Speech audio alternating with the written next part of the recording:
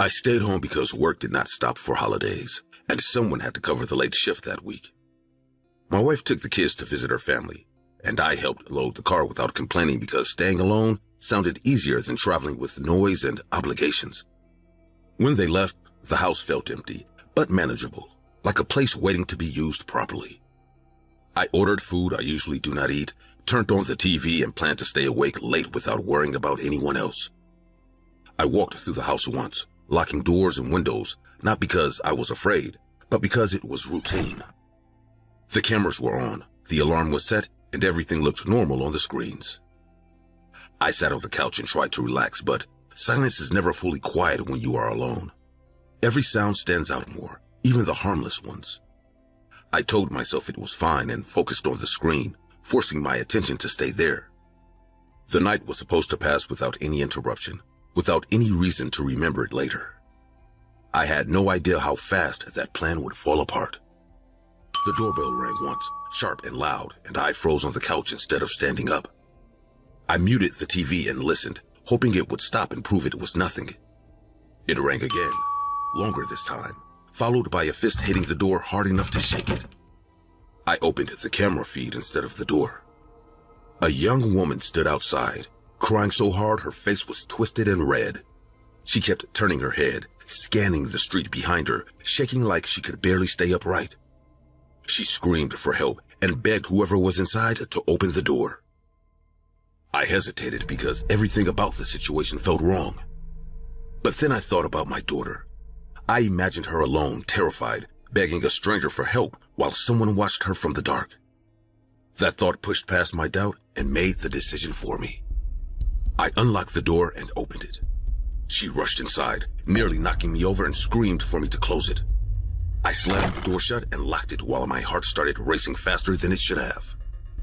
Before she spoke clearly, the tension in the room climbed fast and heavy, pressing into my chest until breathing felt harder than it should. She paced back and forth, rubbing her arms and neck like something was crawling on her skin, and she could not stay still for more than a second. She told me they were after her and that they were close, and her voice cracked every time she tried to explain. When I asked who they were, she changed the subject, jumped to another thought, and then circled back without finishing anything. Her eyes never stopped moving. I told her I could call the police, trying to keep my voice calm, but she reacted instantly and violently. She yelled that calling them would get her killed and that phones were how they tracked people. She grabbed my wrist and squeezed hard enough to hurt, begging me not to do it. At that point, fear hit me fully because her grip was strong and desperate, and her face was twisted with panic that felt contagious. My heart was pounding, my hands were shaking, and I could feel sweat running down my back while I tried to pull away. Before anything broke, she stopped suddenly and stared at her arm like it was not hers. Her breathing changed, becoming short and fast, and she whispered that something was moving under her skin. She dug her nails in and screamed when blood appeared, shouting for me to get it out. Before the house turned into chaos, there was a moment when I realized I had lost control completely. She was no longer asking for help or explaining anything, and her movements became sharp and unpredictable, like she could snap in any direction. She ran into the kitchen and started ripping drawers open, throwing knives and utensils onto the floor without caring where they landed. I followed her at a distance, terrified of getting too close, trying to talk her down while my voice shook badly. She grabbed a glass, smashed it against the counter, and pressed the broken edge into her arm again while screaming that insects were digging deeper. Blood ran down her skin and onto the floor, and the sound of it hitting tile made my stomach turn. I stepped forward and tried to grab her arms, but she reacted instantly and slammed her elbow into my ribs. The pain was sharp and breath-stealing, and I fell back into a chair that collapsed under my weight. She started destroying anything she could reach, hitting walls, knocking over furniture, screaming that the house was infected and needed to be broken open. I could barely stand. My chest hurt, and panic made my thoughts slow and messy.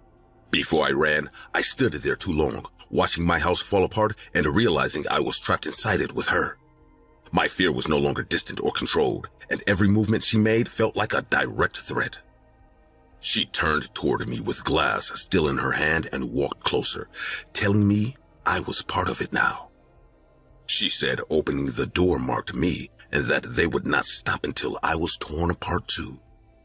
Her voice was loud, shaking, and filled with something close to rage.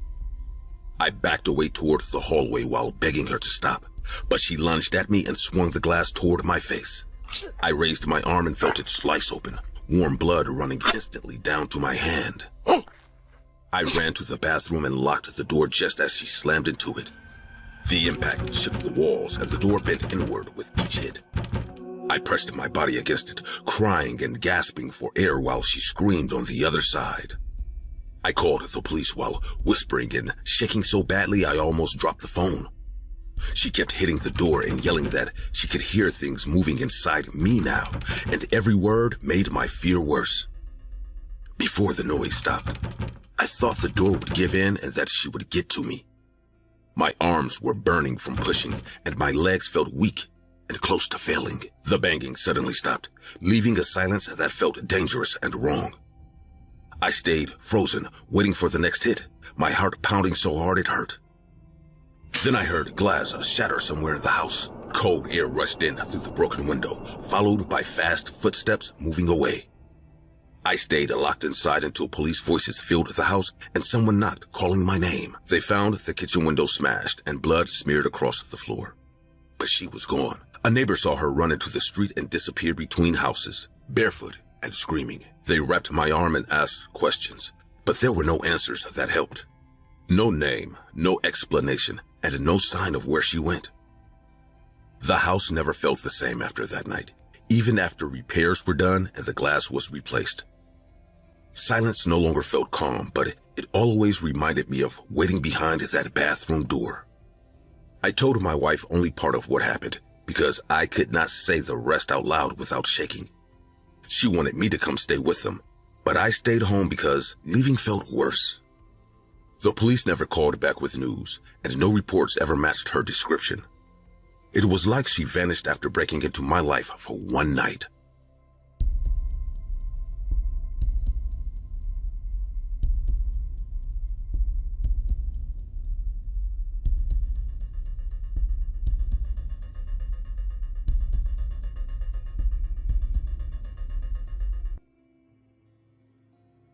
I was just another man scrolling through Tinder at night, sitting alone in my apartment killing time because sleep never came easily anymore. My life was simple and predictable. I worked, came home, and filled the silence with my phone. Tinder wasn't hope or romance for me. It was distraction, something that made the hours pass faster when the walls felt too close. That's when I matched with Marla. Her profile stood out without trying too hard. Natural photos, no forced poses, and always the same small dog in her arms. She looked warm, relaxed, and confident in a way that felt real instead of staged. She messaged first, and the conversation flowed without effort. She laughed easily, asked real questions, and complimented me in a way that didn't feel fake. I kept waiting for the moment where it would turn awkward or cold, but it never did. By the end of the night, she suggested meeting in person. We agreed to meet up at a cafe close to her place. Nothing special, just a simple date. I agreed immediately, telling myself that sometimes things just work out.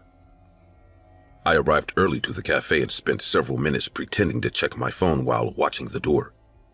When Marla walked in, there was no confusion or disappointment. She looked exactly like her photos, but more live, more present, with a smile that felt directed only at me. She spoke with energy, leaned toward me while I talked, and paid attention in a way that made me feel seen. She touched my arm lightly once, just enough to make my chest tighten. I didn't understand why someone like her was sitting across from me, but I didn't question it. After one drink, she suggested leaving the cafe. She said her place was nearby and quieter. There was no hesitation in her voice, no playful pause. I nodded, trying to act calm while my heart beat too fast. Her apartment was clean and oddly empty, with no photos and no personal details.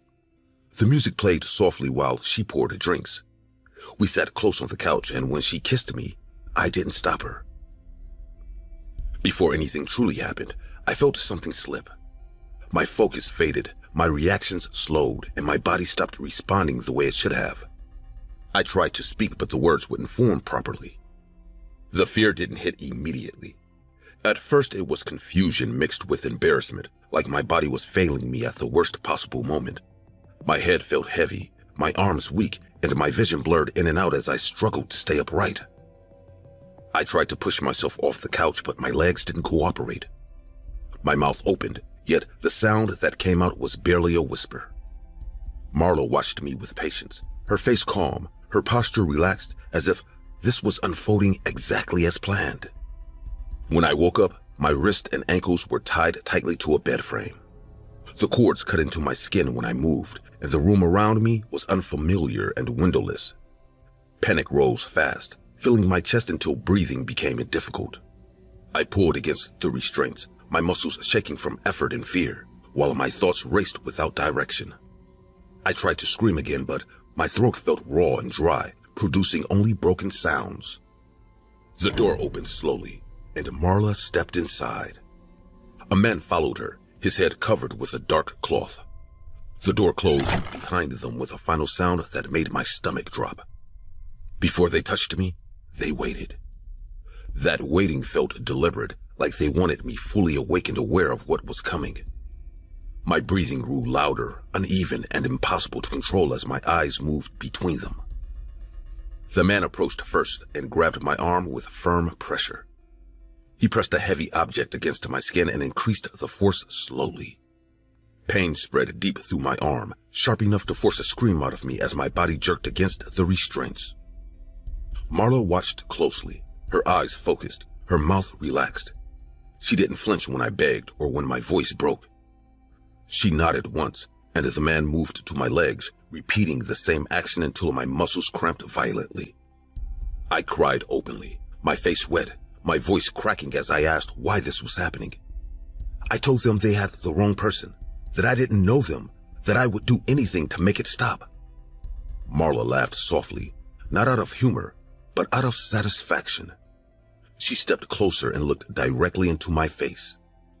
You really don't remember? I swear I don't know you. You remember what you chose to forget. She spoke about the dog, the small white dog, the night I hit it with my car and drove away without stopping. The memory came back with brutal clarity, tightening my chest until it hurt to breathe. I didn't interrupt her. I couldn't. My body shook uncontrollably, not just from pain, but from understanding exactly why I was there. She explained how she found me using cameras, license plates, and weeks of watching my routine. She talked about patience, about planning, and about knowing that someone like me would eventually look for connection online. I knew you would swipe. You always do. The man returned to the bed and twisted my fingers one by one, slow enough to make each movement count.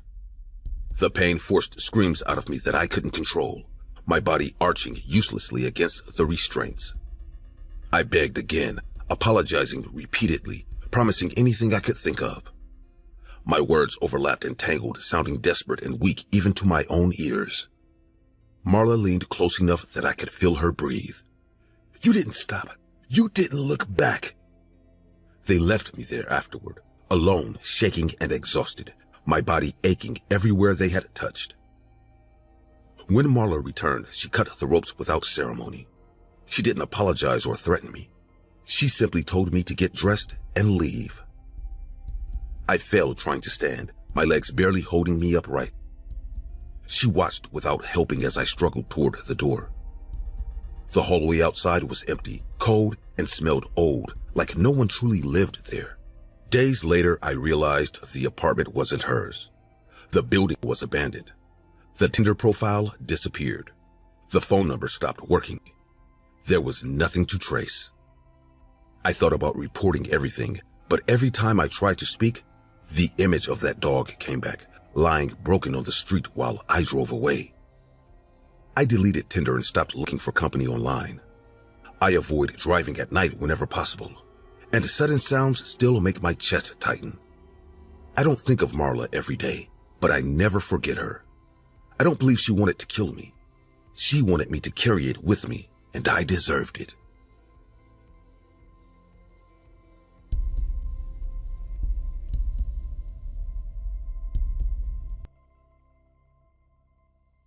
The first time I heard about the Equifax breach, I did what most people do. I checked the website they set up, entered my information, and received the message that yes, my data had been compromised along with 143 million other Americans. They offered free credit monitoring for a year, some vague apology about taking security seriously, and that was supposed to make everything okay. I signed up for the monitoring, changed a few passwords, and told myself it would be fine. People have their data stolen all the time, and nothing happens. That is what I believed until the calls started coming. It began small, the kind of thing you almost do not notice at first. A credit card I never applied for arrived in my mailbox. A collection notice appeared for a medical bill in a city I had never visited. My bank flagged suspicious activity on my checking account, small purchases at gas stations 3 states away happening while I sat in my living room in Portland. I called the fraud departments, disputed the charges, froze my credit, did everything the financial advisors tell you to do when someone steals your identity. But it kept happening, kept escalating, like whoever had my information was not just using it for quick cash, but was actively trying to become me. That is when a friend who works in cybersecurity told me about the dark web markets. He said if I really wanted to understand how bad the breach was, I should look for myself, see what information was actually out there. He walked me through the process, showed me how to download the Tor browser, explained how to navigate the hidden marketplaces where stolen data gets bought and sold like any other commodity. I told myself I was just curious, that I wanted to see what a credit card number or social security number sells for these days, never imagining I would actually find anything specific to me. But I found it, on a marketplace with a name I will not repeat, listed under the category called Fulls, which apparently means complete identity packages. I found myself. Not just my name and social security number, but everything. My date of birth, my mother's maiden name, my previous addresses going back 15 years, my driver's license number, my passport information, my medical records, my employment history, even scanned copies of old tax returns I had filed years ago. The listing included my email passwords, my bank account numbers, my credit card details, and a section labeled Associates that had my parents' information, my sister's information, my ex-girlfriend's information. Everyone connected to me packaged together like a family bundle deal. The price was listed as 0.08 Bitcoin, which at the time worked out to about $300. $300 for my entire life, for everything that made me legally and financially me, sitting on a website where anyone with cryptocurrency and bad intentions could buy it. I sat there staring at the screen, my hands trembling, reading through details so specific and accurate that I could not deny it was real. They had my childhood address, the one I lived at when I was 12. They had my first bank account information from when I was 16. They had medical records from a surgery I had undergone 5 years ago that I had almost forgotten about myself. What broke me was not just seeing the information, it was reading the reviews. The seller had a rating system like Amazon or eBay, and people who had bought identity packages from them left feedback. Good quality data, easy to use, 5 stars. Approved for 2 credit cards and a car loan, highly recommend. Fast delivery, information was accurate, will buy again. People were rating and reviewing the theft of human lives like they were reviewing kitchen appliances, and my listing had dozens of these comments, which meant dozens of people had already purchased my identity, had already used it for purposes I could not even imagine. The terror truly set in when I realized what those reviews meant. Dozens of transactions, dozens of strangers now walking around with my social security number, my banking information, my entire legal existence copied and distributed like a pirated movie. Each one of those buyers could open accounts, take out loans, commit crimes, all under my name, and I would never know until the consequences came crashing down on me. I was no longer one person. I had become dozens, maybe hundreds, all living separate lives that would eventually converge into a nightmare I could not escape. I contacted the FBI immediately, filed reports with the Federal Trade Commission, called every credit bureau and bank and government agency I could think of. They all told me the same thing. Freeze your credit, monitor your accounts, file police reports, be vigilant. but none of them could tell me how to undo what had already been done, how to take back information that was now permanently circulating in criminal networks, being sold and resold, copied and redistributed, impossible to contain or erase. I was told to be patient, to document everything, to treat it like a long-term battle. What they did not tell me was that it was a battle I had already lost. The violations started appearing in waves, each one more disturbing than the last. Credit cards opened in my name at stores I had never been to. Loans taken out using my information for amounts that made my stomach turn. Tax returns filed, claiming refunds that went to addresses I did not recognize. Someone used my identity to rent an apartment in Nevada and then disappeared, leaving me with an eviction on my record. Someone else used it to get arrested for shoplifting in Arizona, which meant when police ran my name, it showed an outstanding warrant in a state I had never even visited. Every time I cleaned up one mess, two more appeared, and each new incident felt like a piece of my real self being chipped away, replaced by these phantom versions I could not control. The psychological toll became unbearable. I started having panic attacks whenever my phone rang, terrified it would be another collections agency or another police department asking me to explain crimes I did not commit. I stopped sleeping through the night, waking up every few hours to check my bank accounts, refresh my credit monitoring, search my name online to see what new disaster had appeared. My friends stopped inviting me places because all I could talk about was identity theft. My family grew tired of hearing about it. Everyone around me seemed to think it was a problem that would eventually resolve itself, that I was overreacting. But they were not the ones watching their lives be hijacked in real time. 6 months after I found the original listing, I made the mistake of checking the dark web marketplace again. Morbid curiosity pulled me back, and what I discovered made my blood run cold. My identity package had been updated.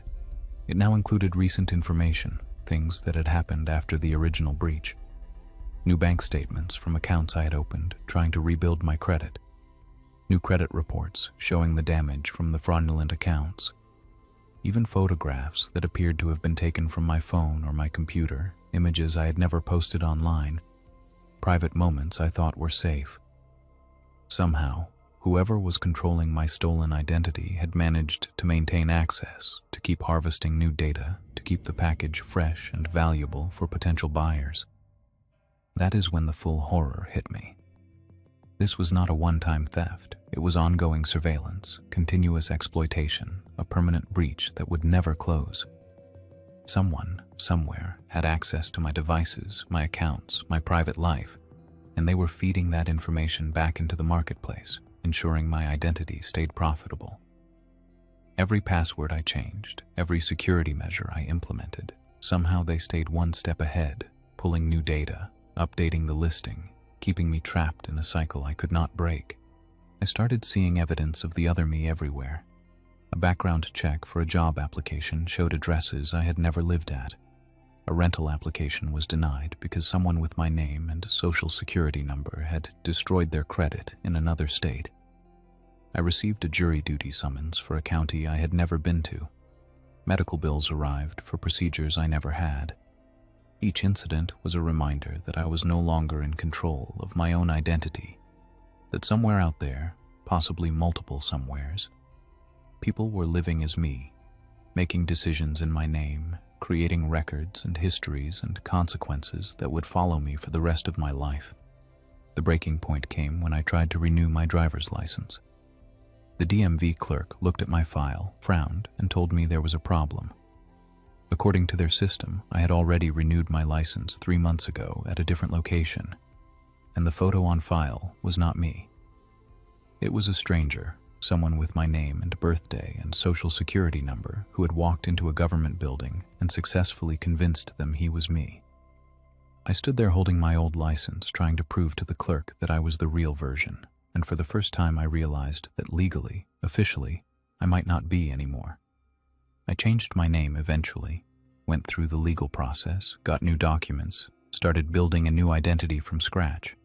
But even that does not feel entirely safe because the old identity is still out there, still being bought and sold on dark web marketplaces, still accumulating damage that might someday loop back to me. I cannot use social media anymore, cannot post photos or share personal details, cannot even tell people my real birthday without wondering if that information will end up in another listing being sold to another stranger.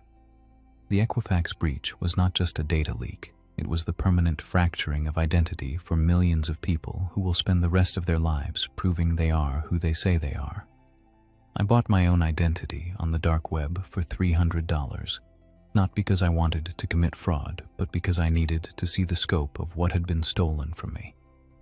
What I learned was that some things, once taken, can never truly be returned. You can freeze accounts and file reports and change your name, but you cannot undo the fact that somewhere in the digital shadows there is another version of you. And that version, the one built from stolen data and criminal intent, might be more real to the world than you ever will be again.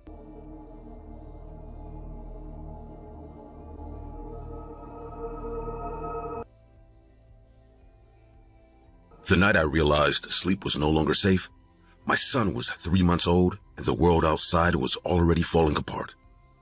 The pandemic had shut down everything and I was still pretending that working from home meant stability. I spent my days answering emails that led nowhere, trying to look calm while numbers on the screen kept dropping. My wife noticed, even when I stayed quiet, and the baby felt it too, because he cried more when I held him. Losing my job didn't happen with drama or shouting. It happened with a short call, a dry voice, and a promise that meant nothing. After that, every day felt smaller. Bills arrived faster than answers. I slept less and ate less and started snapping at things that didn't matter. My wife tried to keep the house steady, but fear was already settling in, even if we didn't name it. When her mother offered us the house in the countryside, it felt like a last option, not a choice. The place was far from the city, surrounded by trees, with no neighbors close enough to hear anything. My wife accepted, but later admitted she hated that house as a child.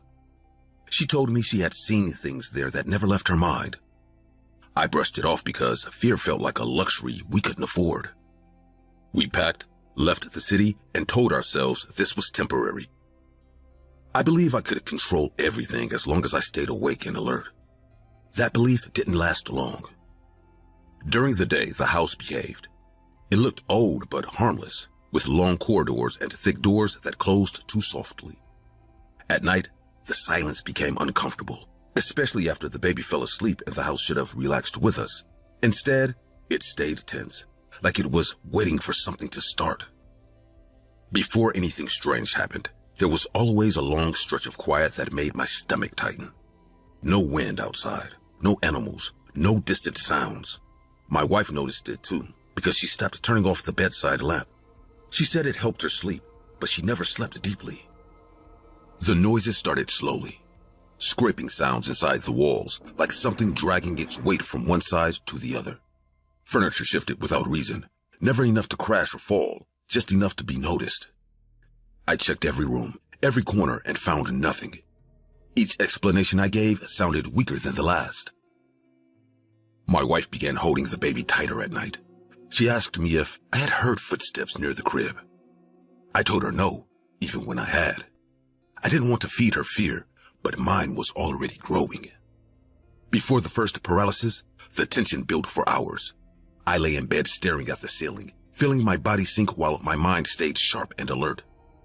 Sleep came suddenly, like someone flipping a switch without warning. I woke up fully aware of the room, but unable to move a single muscle. My eyes opened, my breathing worked, but my body refused every command. Panic hit hard and fast, because I understood immediately what was happening and couldn't stop it. I tried to call my wife, but my mouth wouldn't open properly. The pressure on my chest increased, not heavy, but firm, like something holding me in place. My heart raced and I could feel it in my ears. I noticed movement near the crib, slow and deliberate. My baby was awake, making soft sounds, unaware of anything wrong. The fear wasn't abstract anymore. It was focused, sharp, and aimed directly at him. After that night, I was scared of falling asleep. My wife noticed the dark circles under my eyes and the way my hands shook in the mornings. I didn't hide it anymore. I told her everything, and she believed me without hesitation, which somehow made it worse. The paralysis returned almost every night. Each time it lasted longer, and my fear grew faster. I stopped trying to fight it because resistance made my breathing harder. I lay there trapped, listening to my own heart while waiting for whatever came next. The worst night that changed everything, I watched a small figure appear beside the crib. It moved carefully like it understood balance and weight. It leaned over the crib, touching the mattress first, testing it, then bringing its face close to my baby's legs. I could hear it breathing slow and controlled while my chest tightened and my mouth stayed useless, unable to call for help. Before the worst moment, there was a long pause that made my thoughts spiral. I knew something else was there, even before I saw it. My body reacted with pure fear, but my paralysis didn't break. A second presence entered the room, taller and heavier. It moved slower, like it didn't need to rush. The smaller one didn't look back. It stayed focused on the crib, on my baby. The taller figure reached out, stopping inches from my son. I felt my chest tighten until breathing hurt. My fingers twitched, then my arm. Fear forced my body to respond, tearing me out of paralysis. I screamed and sat up at the same time. My wife grabbed the baby, crying and shaking. When I looked into the crib, one sock was gone. We searched everywhere. It never appeared again. The tension stayed even during the day. My wife insisted on calling people who understood these things. I didn't argue. I was tired of pretending logic could fix this. They walked the property and stood at a tall, thin tree with a narrow hole in the trunk. Their faces changed when they saw it. Before they began, the wind picked up hard and sudden, shaking the branches violently. They started praying, voices steady but tense. When they lit the tree, the fire spread unnaturally fast. As the trunk burned and fell, something inside screamed. The sound was sharp and desperate. The sound was sharp and desperate, like pain trying to escape wood. The screams stopped suddenly. The wind died. Everything went quiet. After that night, the house felt empty. The noises stopped. The paralysis never returned. My wife slept again. The baby grew without issues. We moved back to the city months later. Life went on, but I didn't forget. I became a writer of horror stories. And every week I write for you. But today, I'm telling you my story. Writing became the only way I could process what happened and helped me to admit that fear doesn't always leave when the danger does. I returned to my old neighborhood because there was no one else left to take care of my mother, and because the doctor said she could no longer be trusted alone, even for a few hours. The house was exactly how I remembered it, with the same narrow hallway and the same creaking floor near the kitchen. And that familiarity made everything feel heavier instead of comforting. My mother looked at me like I was a guest who had overstayed his welcome, and every time I explained who I was, she nodded politely and then asked me again minutes later. I stayed patient, not because I was strong, but because leaving her alone was not an option anymore. The neighborhood hadn't changed. The same houses, the same fences, the same people who had watched me grow up. That should have felt safe, but it didn't. It felt frozen, like nothing had moved forward while I was gone. The house next door belonged to the Sandlers. They had been close friends with my mother for years, always visiting, always laughing. Now their house was dark, silent, and closed off.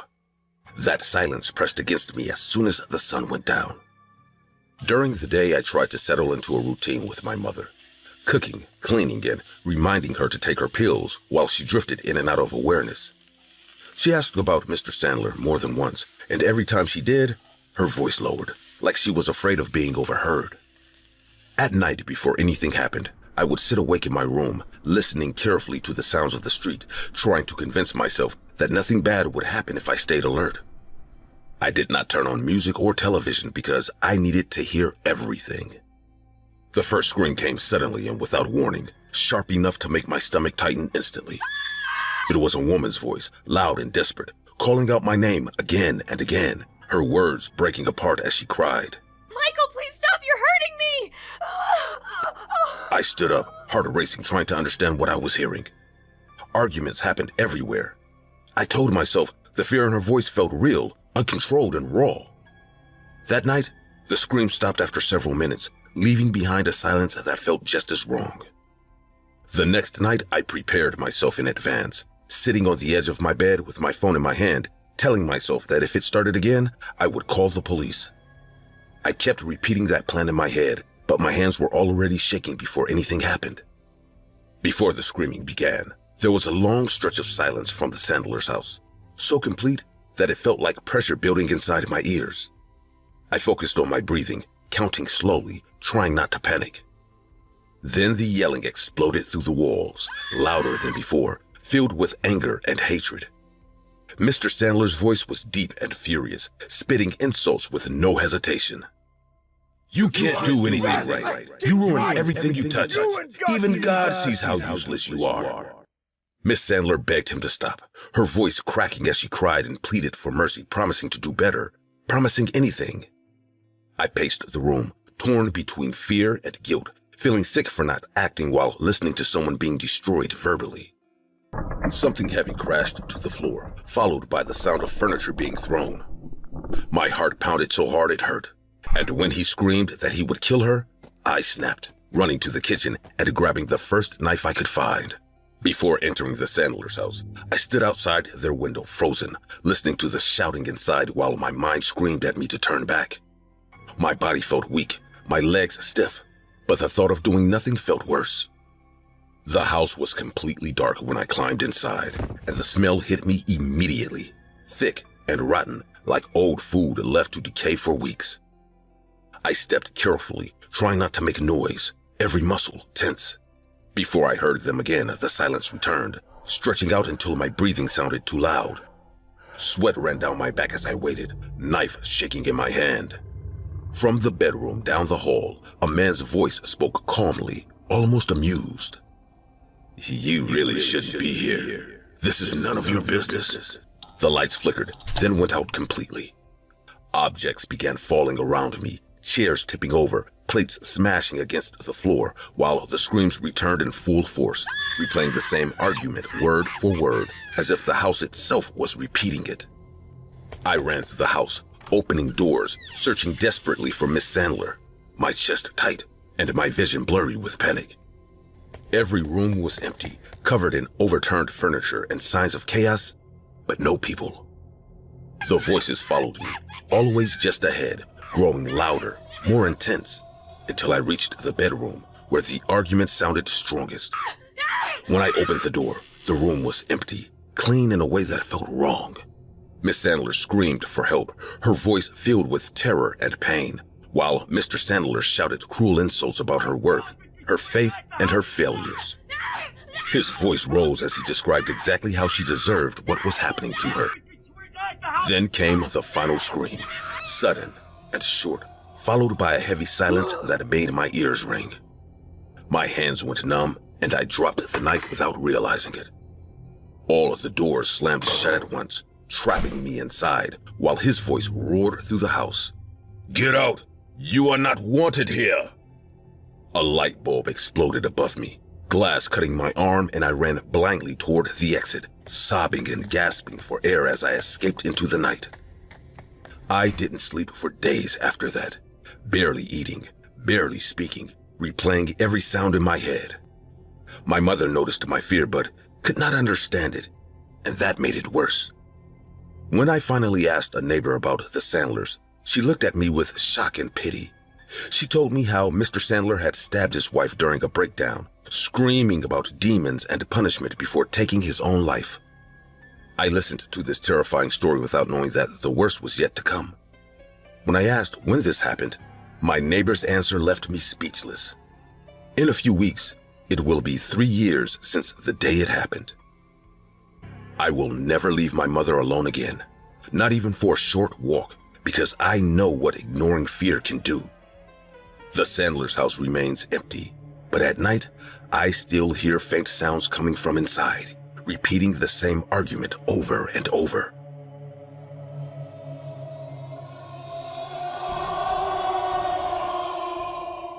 Michael Taylor was a man who allegedly became extremely erratic after an alleged exorcism performed by clergymen who claimed to have expelled many entities, although a few evil forces remained within him. Shortly thereafter, Taylor brutally killed his wife, and at trial, his defense was that he was possessed by violence or inner evil. The court acquitted him on grounds of insanity, and he was committed to a psychiatric hospital. Travis came into my life when he was barely alive. He had no mother, no place to go, and no chance if I didn't take him. The sanctuary explained everything in legal terms, risks and responsibilities, but none of that felt real when I held him for the first time. He was warm, small, and silent, and he calmed down when I touched him. I took him everywhere with me. We went shopping together, we walked through town, we posed for photos like any other family would. I dressed him like a child. He sat next to me, ate at the table, and watched television with the remote in his hands like it belonged there. Travis learned to copy human behavior fast. Those habits made me forget what he was, and over time, I stopped seeing limits. When people asked questions, I answered proudly, saying he was raised with love and structure. Our life became known locally. We appeared in small advertisements and local promotions because people found us charming. Strangers recognized us, waved, asked for pictures, and told me how lucky I was. Every smile reinforced the idea that I was doing the right thing. I didn't think of Travis as something wild living in my house. I thought of him as my son growing up in a world that didn't understand him. That belief shaped every choice I made after that, including the ones that destroyed us both. Travis grew in ways I couldn't slow down or manage. His strength arrived quietly at first, hidden inside normal movements like when he hugged too tight or grabbed my wrist without knowing his own power. I corrected him gently, the same way I always had, and he listened, at least for a while. As months passed, his reactions stopped matching the situations. Small noises made him stiffen. Unexpected movements caught his attention too fast. He would stare without blinking, breathing heavy like he was deciding something I couldn't see. When that happened, I felt uneasy but kept pretending control was still mine. People warned me directly. Neighbors avoided me. Friends told me I was risking my life. I answered the same way every time, saying he trusted me, and that trust went both ways. I needed that to be true because everything depended on it.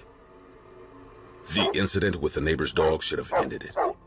Travis lunged without warning, teeth exposed, arms strong enough to bend the fence. I dragged him back with effort and panic, my heart racing, my hands shaking. When he calmed down, I convinced myself that meant something. I ignored how close it came. But one night, everything changed. Travis went to bed early. I stayed awake, longer than usual. My body felt tired, but my thoughts wouldn't slow down, and I kept replaying the dog incident in my head without meaning to. Before anything happened, I hesitated in the kitchen, standing still with a glass in my hand. The house was quiet enough that every small movement sounded louder than it should. I remember thinking that I just wanted water and sleep, nothing else. The bottle fell because my hand slipped. It hit the floor hard, the sound sharp and sudden, and the noise cut through the house like an alarm. I froze, my chest tightening, already knowing this wasn't going to pass without consequence. From the hallway came fast movement.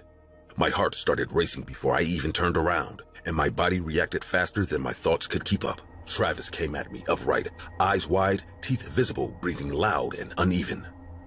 There was no pause, no confusion, and no recognition in his face. When he reached me, his hands locked onto my arms with a force that shocked me into panic. I tried to speak, to use the calm voice I had always used with him, but my words broke apart as fear took over. He pulled me down, and the floor came up too fast for me to stop it. Before the pain took over completely, there was terror, raw and overwhelming, because I understood something had gone wrong beyond repair. This wasn't a misunderstanding, and this wasn't something I could talk my way out of. He wasn't reacting to fear anymore. He was acting on something deeper. His grip tightened around my arms, and the strength behind it was more than I could fight. I felt pressure against my face, then heat, then a sensation that made my body shake uncontrollably. My screams came out broken and useless as he kept going without slowing down. I felt my vision disappear all at once, not fading, not blurring, but cutting off completely. The darkness was immediate, and the shock of it made me gasp for air I couldn't seem to pull in fast enough. Panic flooded my body as I realized I couldn't see anything at all. I kept trying to reach him with my voice, repeating his name, begging him to stop, even as my mouth stopped responding the way it should. He didn't react to my words, and that silence was worse than any sound he could have made. I swung blindly with whatever my hand touched and felt metal connect with his head. The impact startled him just enough for his grip to loosen, and I crawled away on instinct, my body moving even as my mind struggled to understand what was happening. The floor was wet and slick beneath me, glass cutting into my skin as I dragged myself toward the counter. I reached for something solid, something sharp, knowing I needed it but not wanting to use it.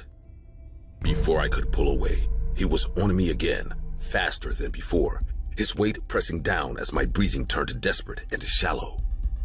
There was a moment where everything inside me resisted what I knew I had to do.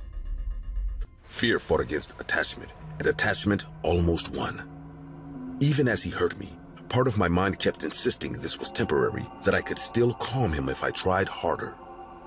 My hand closed around the knife by accident, my fingers slipping on the handle as my body shook uncontrollably. I didn't think beyond the immediate need to make him stop. I stabbed once, then again, each movement slow and weak, my arm barely responding. He screamed, a sound sharp enough to cut through my panic, but he didn't let go. The sound didn't slow him down, and that realization pushed me closer to breaking. I stabbed again, deeper this time, my grip tightening as fear took over completely. My body acted without permission, driven by survival rather than intention. Eventually, his weight shifted, then collapsed against me. I held him as he fell, my arms locking around his body despite everything. I didn't let go when he stopped moving. I stayed there crying, rocking slightly, my breath coming in uneven gasps as the reality set in. Killing him didn't feel like a victory or relief. It felt like losing the last thing holding my life together, even as it saved what was left of it. Help arrived eventually, but the damage was already done. I heard voices around me, felt hands pulling him away, and felt the cold air against injuries I couldn't see. I was aware without being present, trapped inside a body that no longer felt like mine. In the hospital, they told me what I had lost in careful words that didn't soften anything. My eyes were gone, most of my face was destroyed, and my hands were beyond saving. Each sentence landed heavy, one after another without room to process. Recovery wasn't something I controlled. Surgeries came and went, and pain became part of the background. Years later, a face transplant gave me something functional, but not familiar. I learned to live inside a body shaped by survival, not choice. I survived, damaged and altered, carrying the weight of what I did and why I did it. I don't think of Travis as a monster, and I don't pretend love was enough to save us. What happened wasn't a failure of care, but a refusal to accept limits that were always there. That's the truth, and it doesn't need anything added to it. Charla Nash was severely attacked in 2009 by a chimpanzee named Travis who had been kept as a pet by his owner, Sandra Harold. Nash went to the hospital to help return Travis after he escaped, but the animal suddenly became violent and attacked her for several minutes. The injuries were catastrophic, leaving Nash with extensive facial damage, loss of hands, and permanent blindness. Police eventually shot and killed the chimpanzee to stop the attack.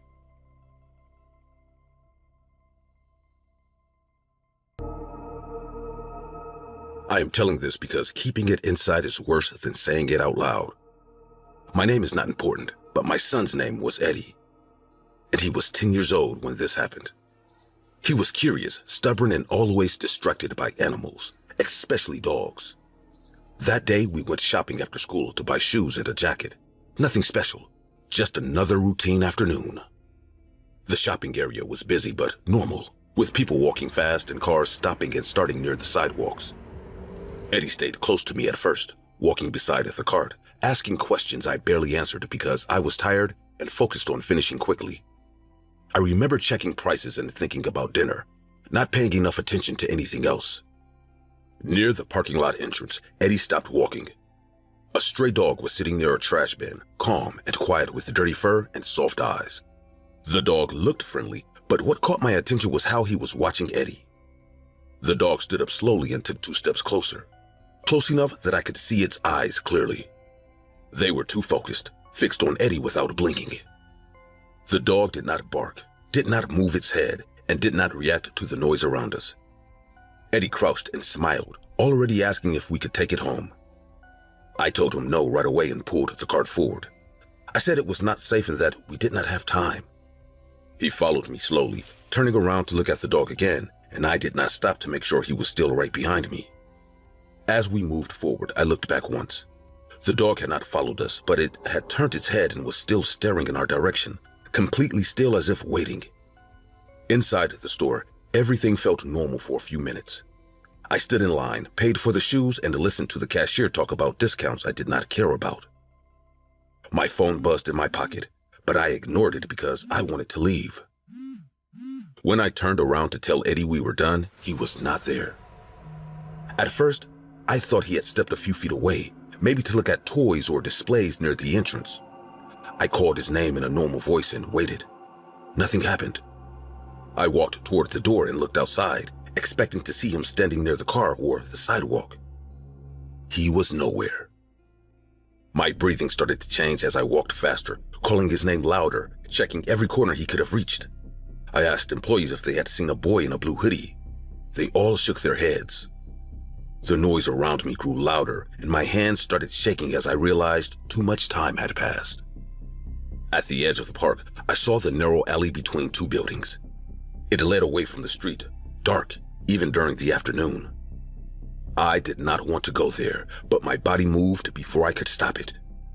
Before stepping into the alley, I stopped and listened, trying to hear anything familiar, but there were no voices and no footsteps coming from inside.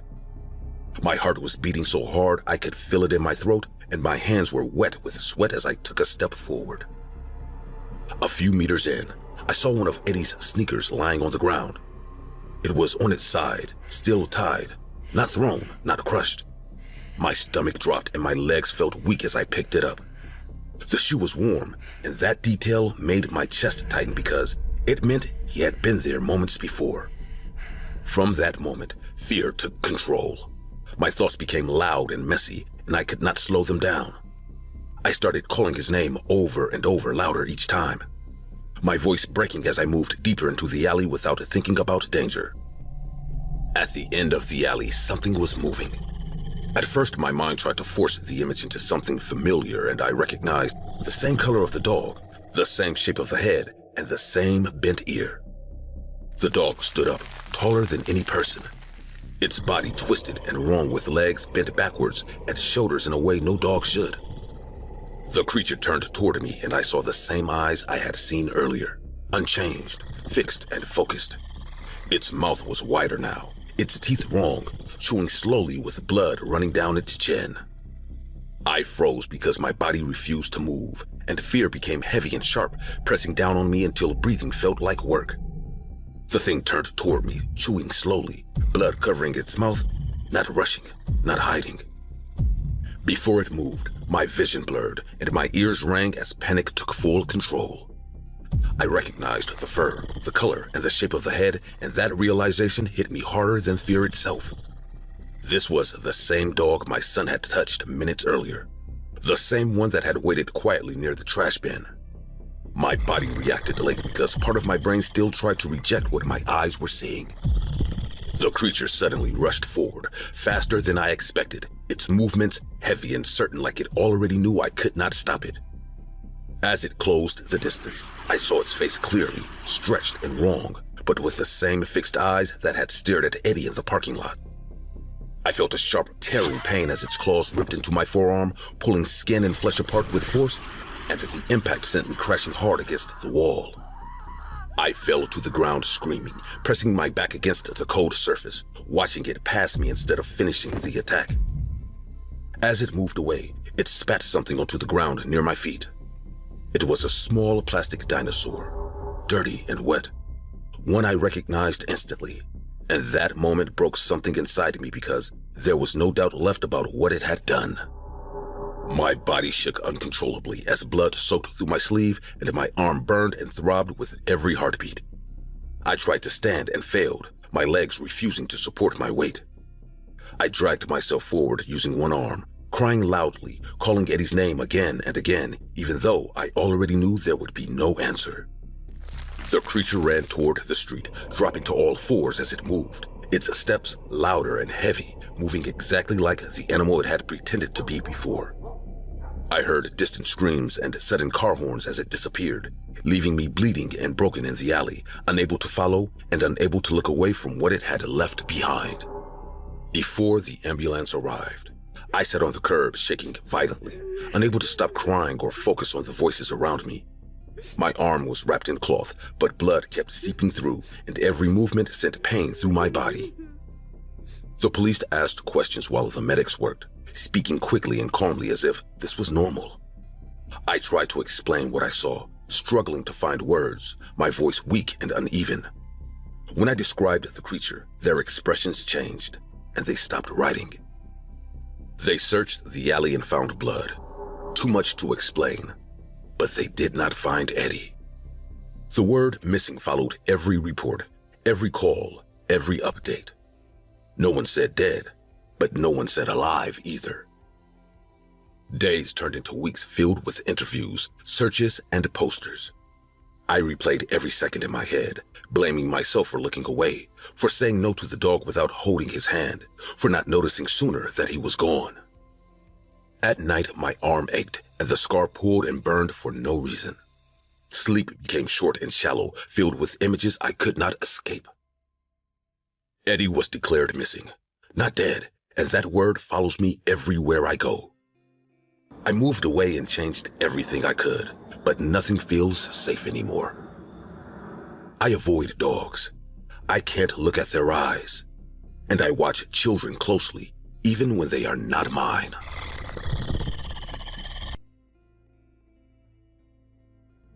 The first thing you need to understand is that nothing about me suggested I was the kind of man this would happen to, and that belief is exactly what made everything worse. I worked in an office, a regular job. I didn't think danger came from places like my desk, my apartment, or a casual conversation near the printer. Marla joined the company in early February, a few days before Valentine's Day. She wasn't loud, didn't dress to stand out, and didn't try to force herself into conversations. When she spoke, she did it softly, carefully, like she was always afraid of saying the wrong thing. That made people lower their voices around her, including me. She started talking to me after a few days, usually about work at first, then about small personal things like food she liked or shows she watched. I thought she was very pretty, and I knew she was single. Before asking her out, I told myself not to overthink it, not to assign meaning where there wasn't any, and not to expect anything more than a simple drink after work. Valentine's Day made it feel like a good excuse, and actually a romantic idea. When I invited her, she smiled in a way that looked relieved, and she agreed immediately. The bar was close to my apartment, quiet enough to talk without raising our voices. We stayed longer than planned, and the conversation never stalled, which made me relax more than I should have. She laughed easily, asked questions that felt personal without being invasive, and kept telling me how comfortable she felt around me. When the bar closed, I offered her the couch without much thought, mostly because it felt awkward to send her home late. She accepted quickly as if she had already expected the offer. That should have stood out to me, but at the time, it just felt like chemistry. In the morning, I woke up to the sound of movement in my kitchen, which immediately put me on edge because I live alone and I am not used to hearing anyone else in my space. Marla was already dressed, cooking breakfast, moving confidently through my apartment like she knew where everything was. I felt surprised and slightly uncomfortable, but I didn't say anything because I didn't want to seem ungrateful or rude. She left later that day, kissed my cheek casually, and said she would text me. I watched her walk away and told myself it had just been a good date, nothing more. That weekend I went out with friends like I used to, but I kept thinking about how fast everything had happened, even though I didn't fully admit it to myself. I tried to convince myself that I was just nervous because it had been a while since I dated anyone seriously. When I got home late that night and unlocked my door, I immediately knew something was wrong because the lights were on and the TV was playing, even though I was certain I had turned everything off before leaving. My body reacted before my mind did, and I froze in the doorway listening. Marla was sitting on my couch wearing comfortable clothes, watching television like it was the most natural thing in the world. When I asked how she got inside, my voice came out tighter than I expected, and she responded calmly saying she had made a copy of my key earlier, asking if that was okay like it was a small favor. I felt very confused and somewhat nervous. I told her that was too much, that we were moving too fast and that she should have asked me first. She nodded, apologized softly, and then asked what I wanted for dinner, completely ignoring the fact that I was visibly shaken. She stayed the entire weekend. Every time I tried to bring up the conversation again, she redirected it, smiled, or acted hurt enough to make me back off. I started feeling trapped inside my own apartment, sleeping lightly, locking my bedroom door at night, and listening for movement. By Monday, I was exhausted, anxious, and desperate for distance, believing that work would create a barrier she couldn't cross. That illusion shattered the moment I saw her at the office, standing confidently among coworkers, laughing and touching people's arms while telling stories. When I approached the group, the mood shifted immediately, and several coworkers congratulated me, mentioning how happy they were for us. My confusion turned into dread when Marla casually said we were a couple and that we were planning a future together. She spoke about marriage like it was a scheduled task, saying she was just waiting for me to propose and that she trusted I would do it soon. My heart was pounding so hard I could hear it in my ears, and my hands started shaking in a way I couldn't control. I asked her to talk after work, barely holding myself together for the rest of the day. Outside, I finally said everything I had been holding back, explaining that we were not together, that I never agreed to any of this, and that she needed to return the key and to leave me alone. Her reaction was immediate and intense. Her face hardened, her breathing became shallow, and her voice dropped when she told me I was humiliating her. After that, she stopped speaking to me entirely, and the silence felt heavier rather than relieving. Weeks passed with no interaction, and I slowly began to relax, thinking the situation had resolved itself. But the worst was yet to come. It all started on one of our coworkers' birthdays. I attended, confident that Marla wouldn't be there. She had been very isolated in recent weeks and didn't even have a relationship with the birthday guy. We heard a scream echo through the room, sharp enough to silence everyone. Marla stood outside the bathroom, shaking, crying, barely able to speak, saying one of our coworkers had attacked her and that she defended herself. Inside, the man lay unconscious on the floor. The room filled with panic, shouting, and fear, and people immediately surrounded her, offering comfort and support. I felt guilt rise in my chest, thinking that maybe my rejection had pushed her into something traumatic. That thought ate at me, and I started checking on her, walking her home and staying close, believing I was helping someone fragile. Without asking, she moved back into my apartment. This time, she didn't even pretend it was temporary. She was cheerful, energetic, and disturbingly unaffected by what had happened.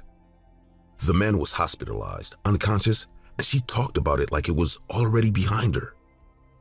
The disconnect terrified me. I slept less, avoided being alone with her when possible, and started feeling watched even when she wasn't in the room. One day, 2 police officers knocked on my door. They were asking for Marla by name. They explained everything carefully, telling me that the hospitalized man had woken up, spoken to them, and denied every accusation. The security footage confirmed his story, showing Marla following him, drugging his drink, and attacking him. As they spoke, Marla appeared behind me, calm and smiling as if this was just another inconvenience. When they arrested her, she didn't struggle. She looked at me and said, "Love required commitment, and commitment required action." I felt sick, dizzy, and ashamed, realizing how close I had come to being the next person she framed or harmed. Valentine's Day still arrives every year, but now it feels like a warning rather than a celebration. I learned that danger doesn't always come loudly or violently at first. Sometimes it comes quietly, smiling, and already holding a copy of your key.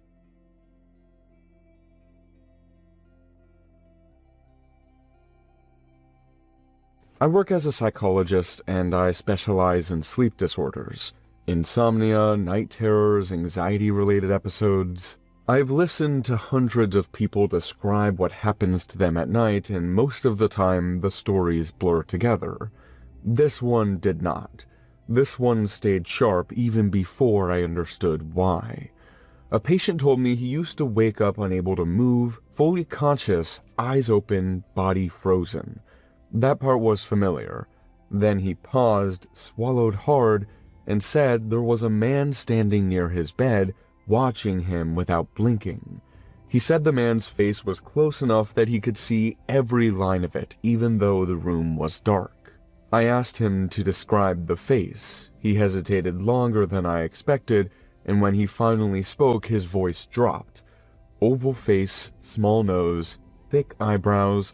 He said the man leaned closer and moved his mouth next to his ear, whispering things he couldn't understand, but somehow knew were instructions.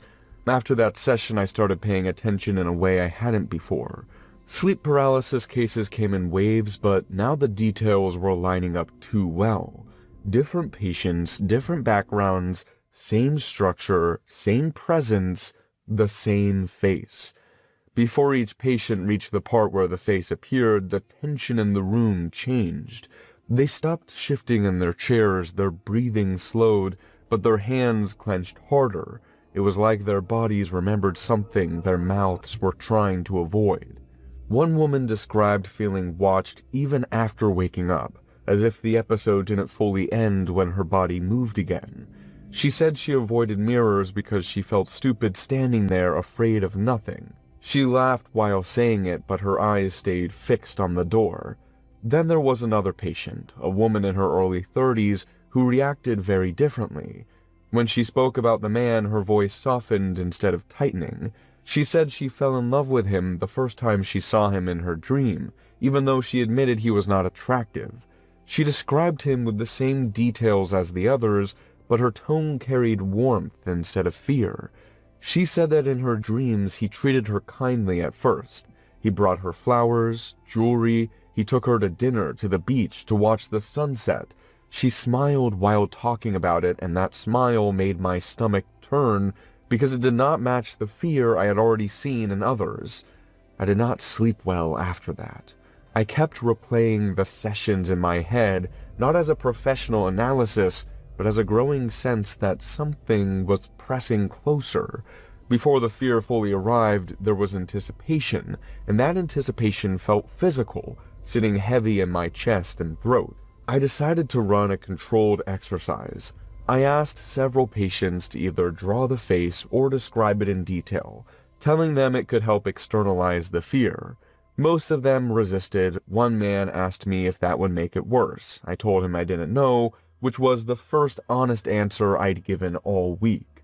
The drawings were nearly identical. Same proportions, same expressionless mouth, same eyebrows. Even the spacing between the eyes matched in ways that should not happen by chance.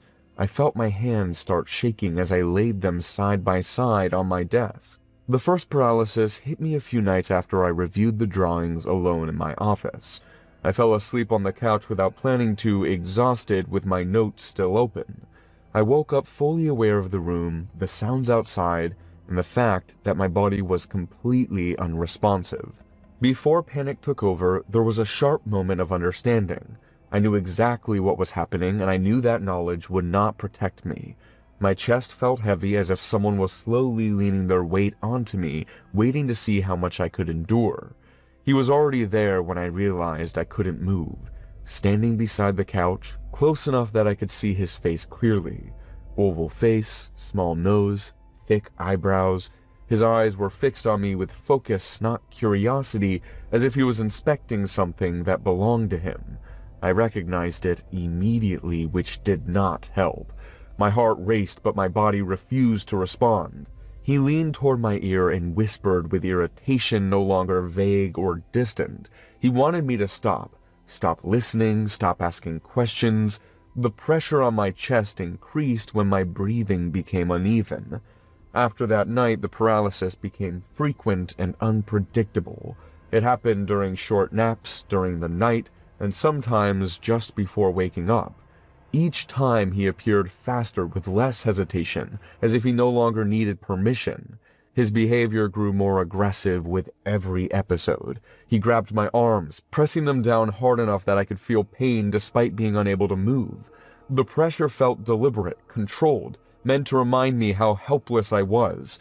One of my patients stopped coming after a violent episode. Another begged me to stop asking questions. The romantic patient returned once more, terrified, and told me he had become cruel, punishing her for talking to me. The final episode came without warning. I woke up already trapped, my body frozen, my chest tight, my heart racing. He appeared immediately, closer than ever, his expression tense and hostile. He pressed his hand against my throat, not enough to stop my breathing, but enough to make his control clear. His voice was sharp and direct now. He told me to stop giving him attention, to stop allowing his face to exist outside the dreams. I did not fight him. I stopped reacting.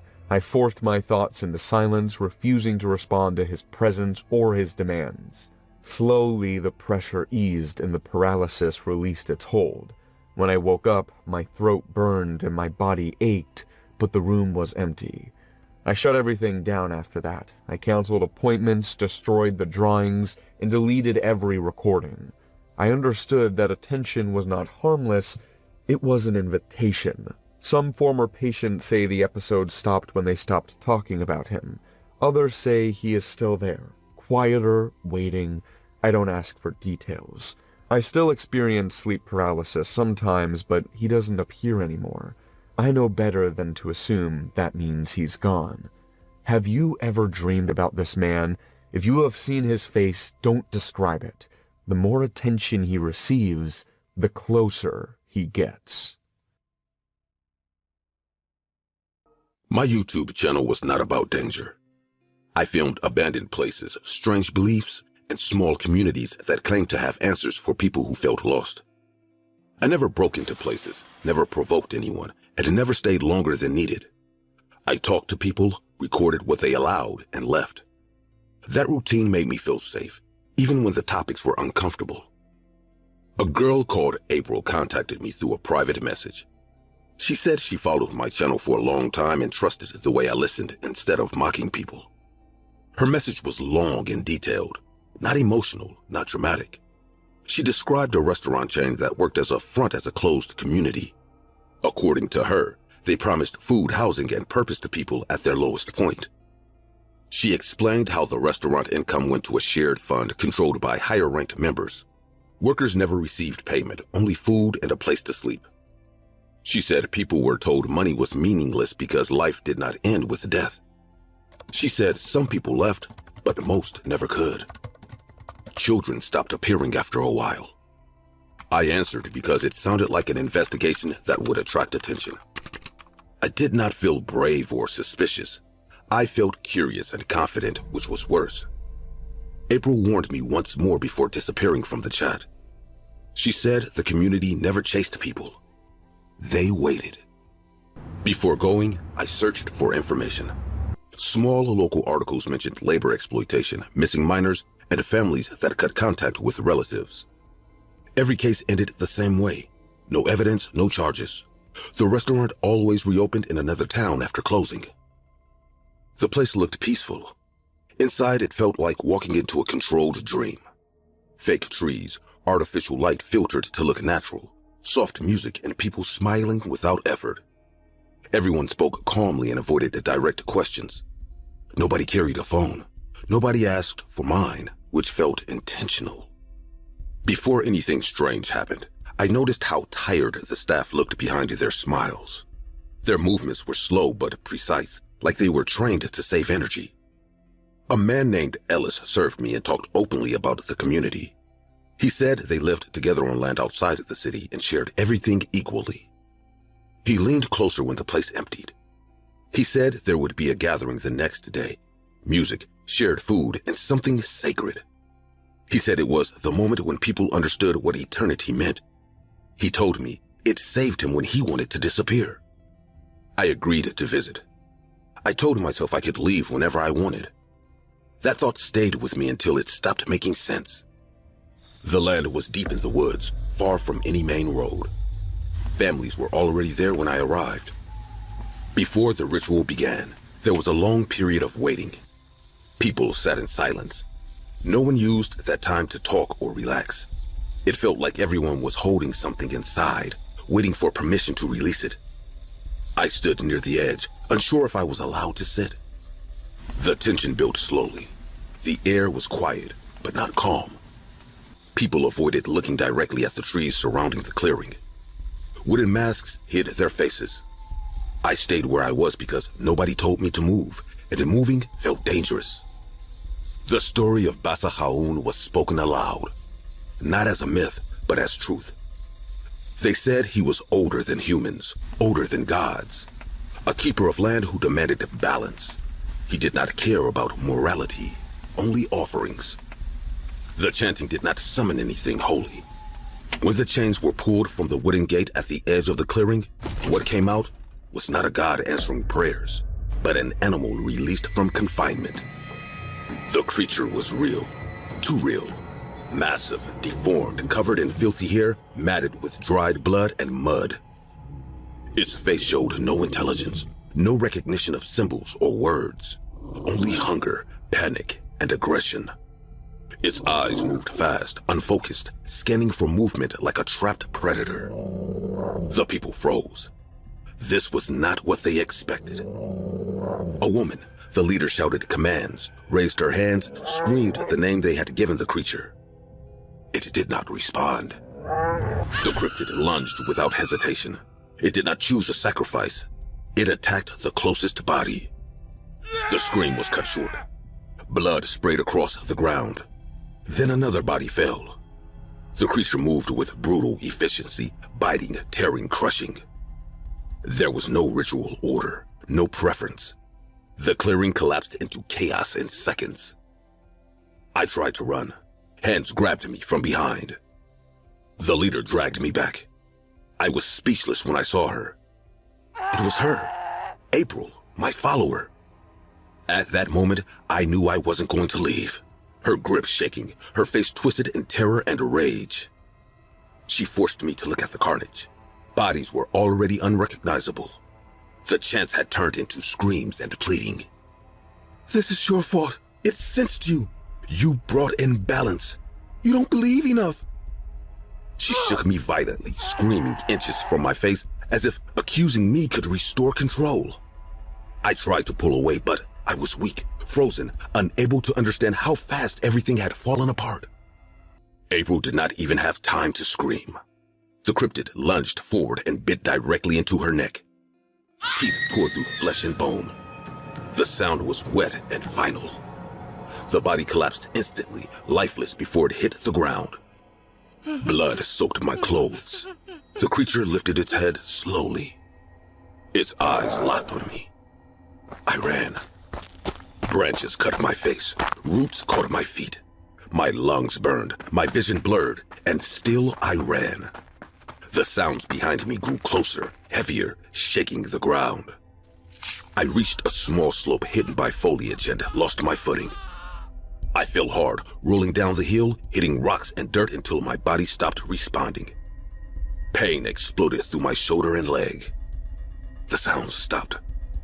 When I finally crawled away, I did not look back. The police found the site 2 days later after reports of screaming and gunshots from nearby roads.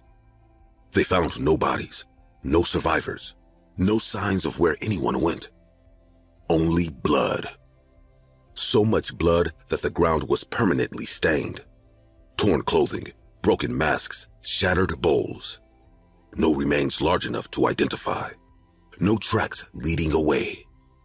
The case was closed as a mass disappearance. They never found the creature.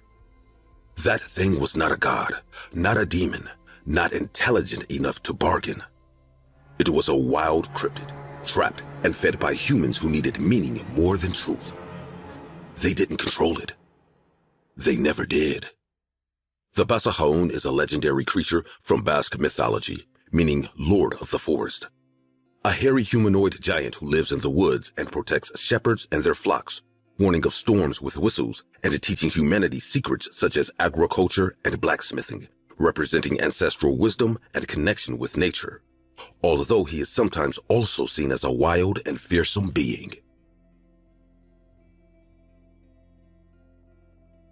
The first message he sent me through Instagram was a silly meme, and I answered it without thinking, which is how most bad things start.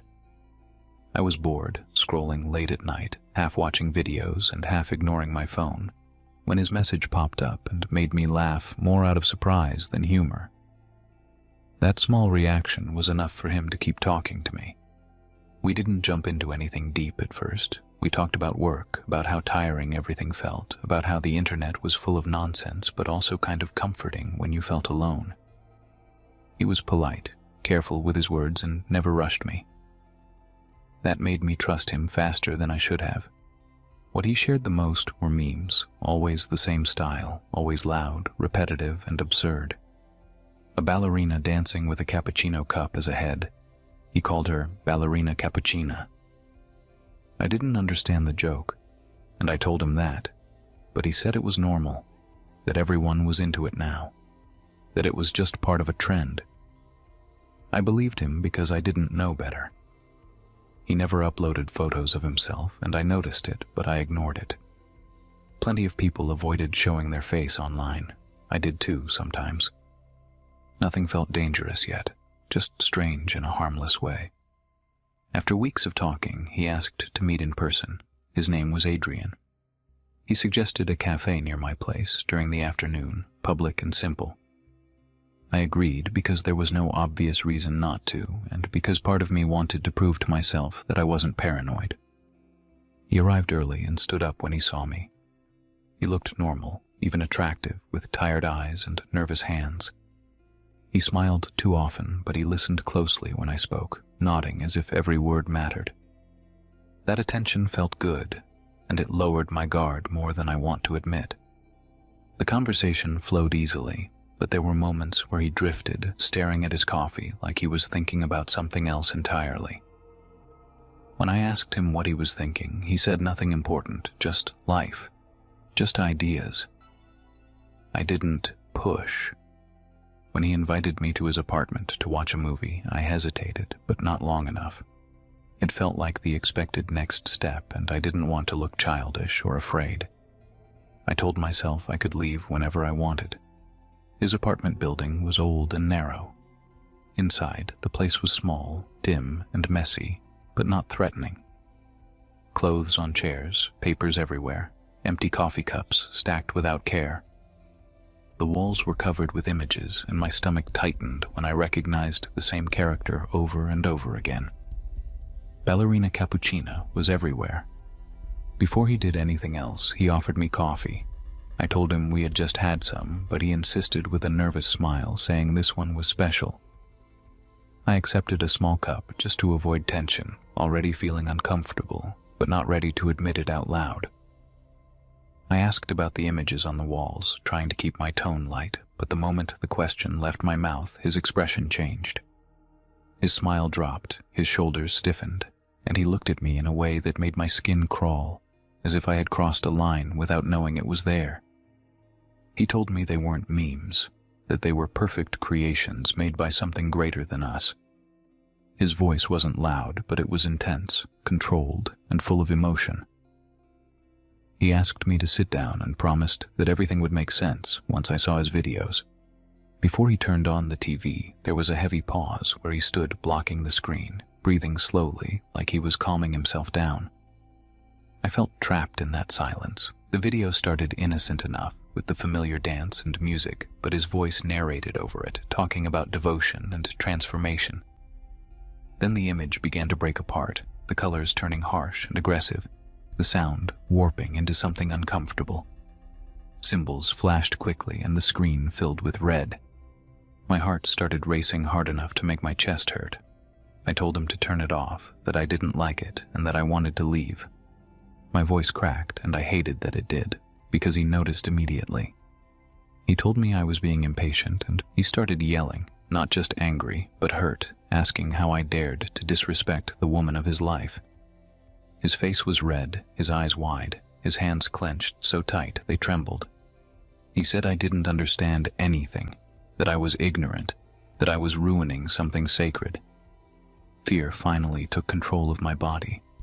I ran for the door, pulling at the handle with shaking hands, but it didn't open. When I turned around, he was already there, his face twisted with rage and desperation. The blow came from the side. Something hard struck my head, and the room spun violently. I fell, my vision breaking apart, and the last thing I saw was him standing over me, breathing heavily, repeating her name under his breath. I woke up on a cold concrete floor with my wrists burning from the ropes cutting into my skin. The room was low and narrow, a basement filled with toys, empty coffee cups, and images of ballerina cappuccina covering every surface. The smell of old coffee and damp air made me gag. Before he came into view, I heard his footsteps approaching slowly, deliberately, as if he wanted me to hear him. When he crouched in front of me, his voice was calm again, almost gentle, which terrified me more than his shouting. He told me I shouldn't react like that I had provoked him by insulting her. He said he didn't want violence, that he just wanted help bringing her into the real world. His logic was broken, but his confidence was absolute. I told him my family would look for me, that people would notice I was gone, and he laughed openly. He said I was alone, that he knew it, that loneliness was why I was perfect for this. Hearing him say my own fear out loud crushed something inside me. He dressed me in ballet clothes while I struggled uselessly, then forced coffee into my mouth, cup after cup. I vomited, cried, begged him to stop, but he kept going until the caffeine burned through my body and everything went dark. I woke up tied tighter, my head pounding, my body shaking but awake because the caffeine wouldn't let me rest. He stood in front of me holding a large knife, talking nonstop about completion and devotion, his voice trembling with excitement. He cut my hair roughly, pulling and slicing without care, then forced a large cup over my head, scraping my skin. Stepping back to admire his work, saying I was almost perfect, almost ready. When he raised the knife again, panic exploded through me, but the caffeine kept my body responsive. When he leaned closer, I slammed the cup into his face with everything I had. He fell back, screaming, and the knife slid across the floor. I used my feet to drag it closer and cut the ropes with shaking hands. He grabbed my ankle, screaming that I belonged to him, that I would never escape. I kicked free, ripped the cup off my head, and hit him again before running. I don't remember how I got outside, only that I didn't stop running until my lungs burned and my legs gave out. The police came later, and they took him away, along with boxes of tapes, cups, and images. They told me I was lucky, but luck doesn't explain the nightmares or the way my body reacts to the smell of coffee now. I deleted everything, but the memes still appear sometimes. They are everywhere.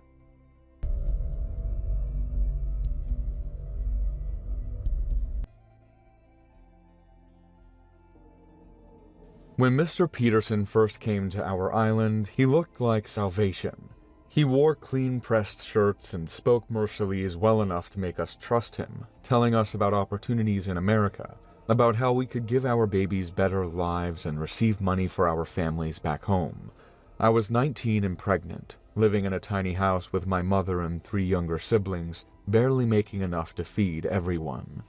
He said all the right things, promised that everything would be legal and safe, that I'd be helping a desperate couple while securing my family's future.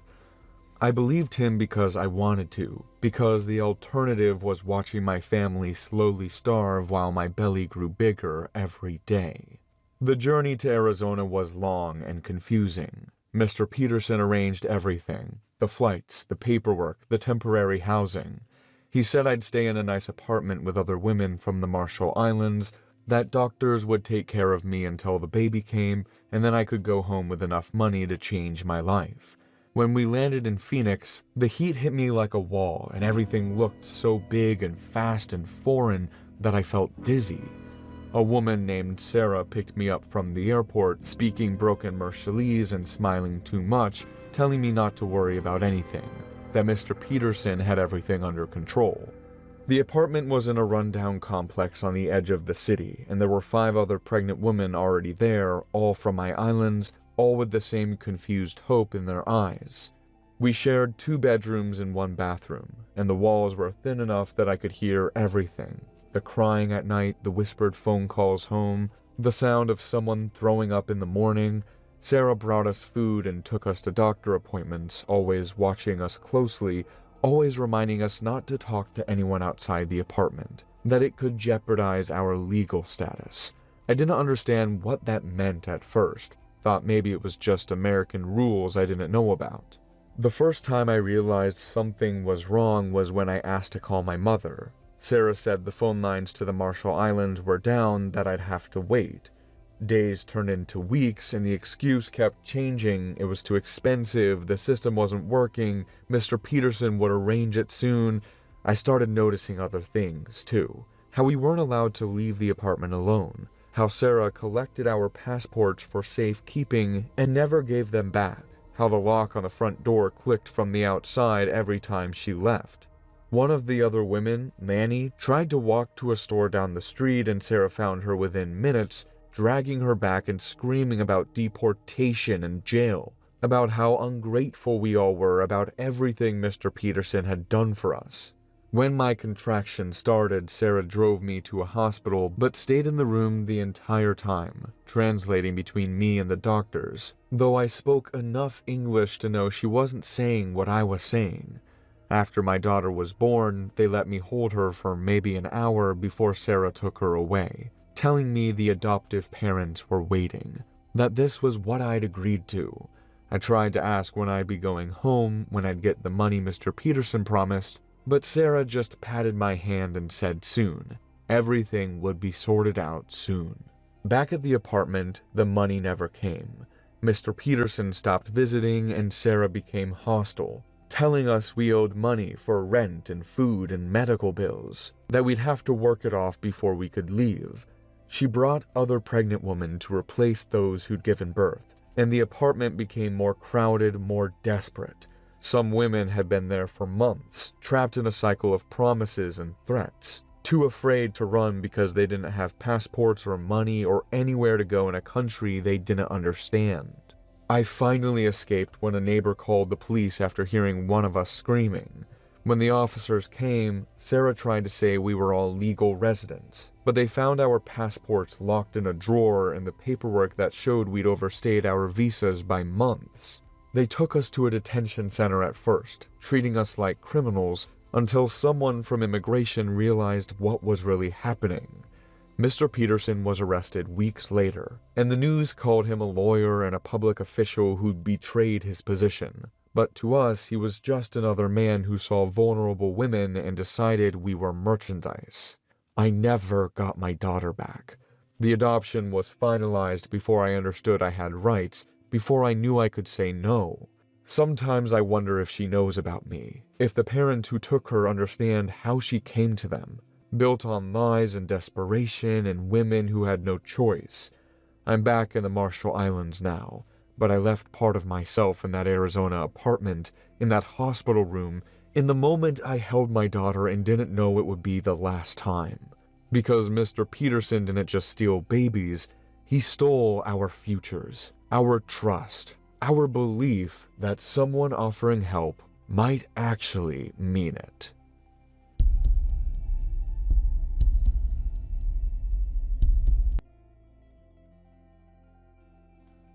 Carol and I wanted to go on a weekend getaway.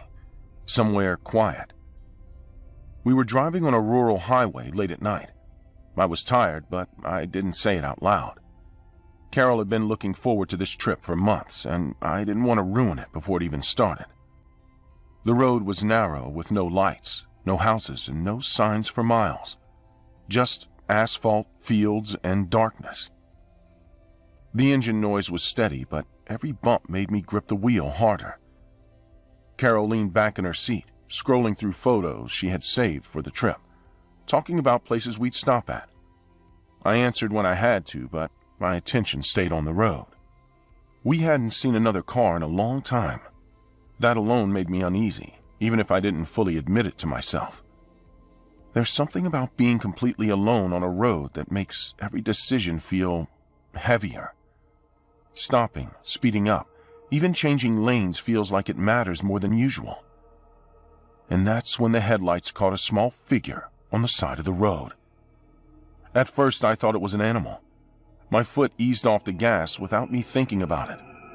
As we got closer, the shape didn't move away. It stood upright, too still, right at the edge of the asphalt. Carol leaned forward, squinting through the windshield. It was a child. A boy, alone, barefoot, wearing clothes that didn't match the cold air. He didn't wave or step back. He just watched the car approach, his arms hanging straight down like he was waiting for something to happen. Before stopping, there was a long second where neither of us spoke. I felt my chest tighten and my hands started to sweat on the steering wheel. Every instinct told me this was a bad idea, but I ignored it because the alternative felt worse. I pulled over. The boy climbed into the back seat without hesitation. He didn't ask if it was okay. He didn't say thank you. He sat straight, his hands on his knees, his eyes fixed forward. When he spoke, his voice was flat and slow, like he was repeating words he had learned recently. He said his mom was coming. The silence after that felt wrong. Not quiet in a peaceful way, but heavy, like we were all holding our breath. I checked the mirror again and again. The boy's eyes never left me. He didn't blink. Not once. My skin started to crawl, and I felt my heart picking up speed. Carol tried to talk to him, asking him where he came from and where his mom was. His answers were short and off. He didn't explain anything. He didn't react the way kids usually do. No fear, no confusion, no emotion at all. Just words spaced out, carefully placed. Before anything happened, there was a stretch of road that felt endless.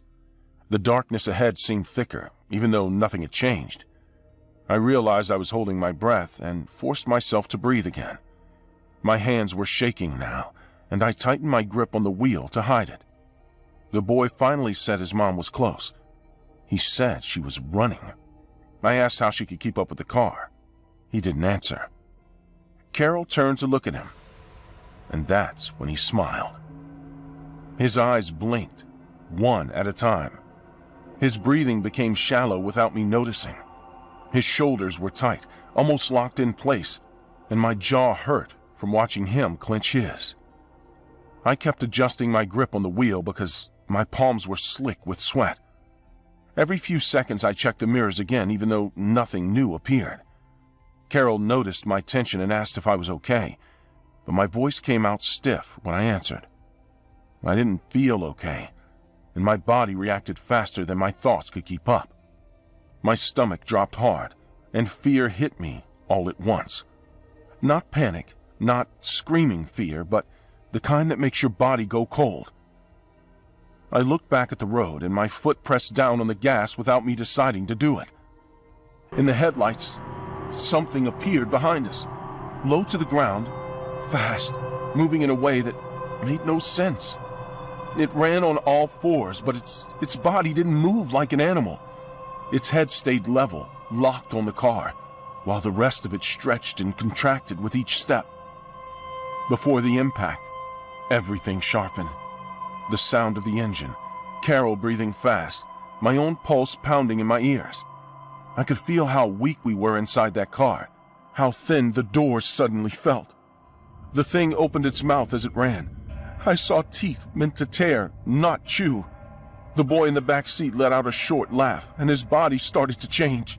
His limbs bent wrong, his shape shifted, skin pulling tight over moving bone. I swerved, too late. As the creature closed the distance, my vision narrowed. I couldn't focus on anything except the shape behind us and the road directly ahead. My arms felt weak, like they might stop responding at any moment, and I had to force them to keep steering straight. My foot pressed harder on the gas, my leg trembling from the effort.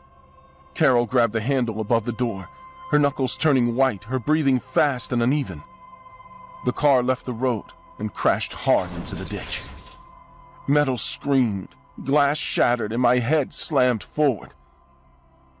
When I came back to myself, everything hurt, and the world felt tilted.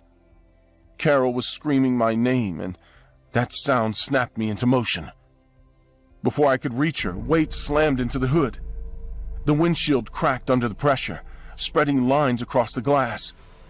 The creature's face pressed close, its features twisted, stretched into something almost human, but not enough to be mistaken. It ripped the passenger door open and grabbed Carol. She fought, kicking and clawing, her fear loud and real. I tried to move faster, but my leg wouldn't work right. I dragged myself across the seat.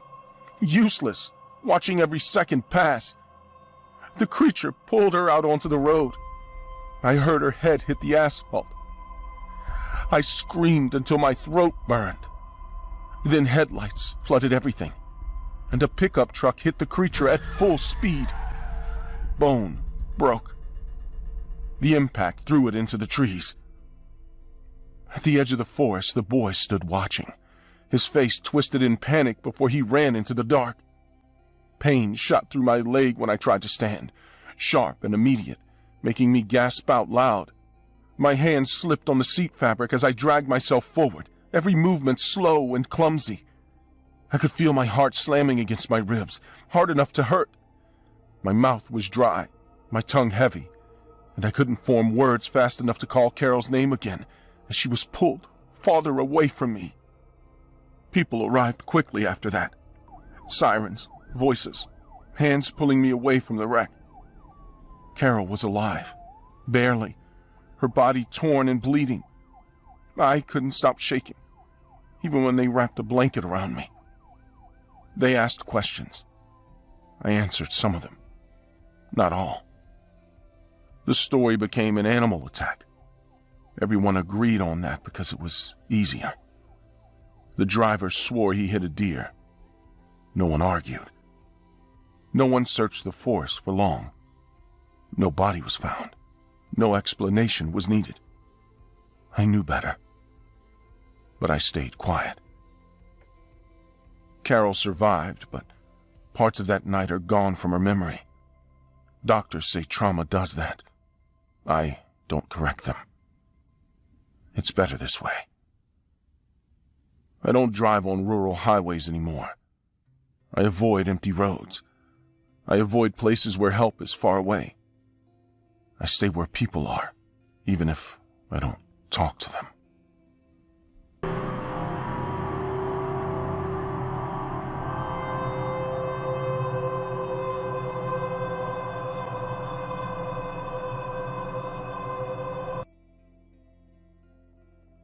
Hello, my name is Brian.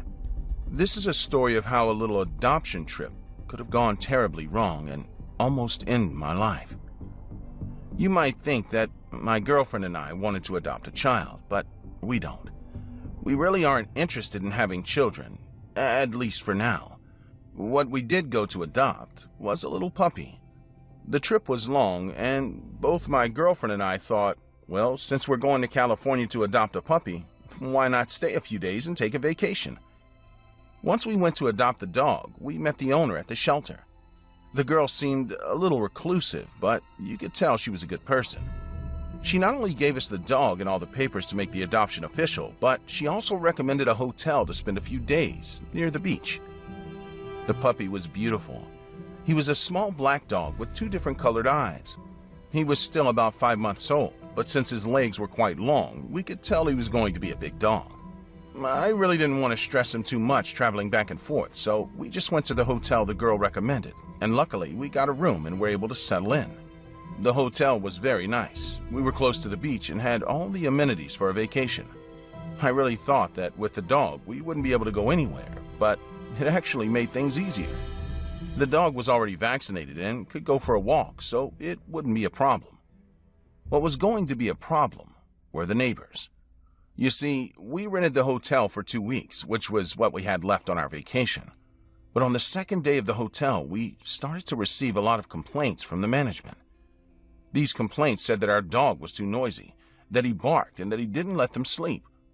Apart from being cruel and unfair, this was a lie, since the puppy hardly made any noise and barked only once or twice during the whole day. We tried to be out of the hotel as much of the time as possible. We rested the puppy to sleep when we got to the hotel, and mostly it worked. The dog was very calm and quiet, but the complaints not only kept coming, they got worse.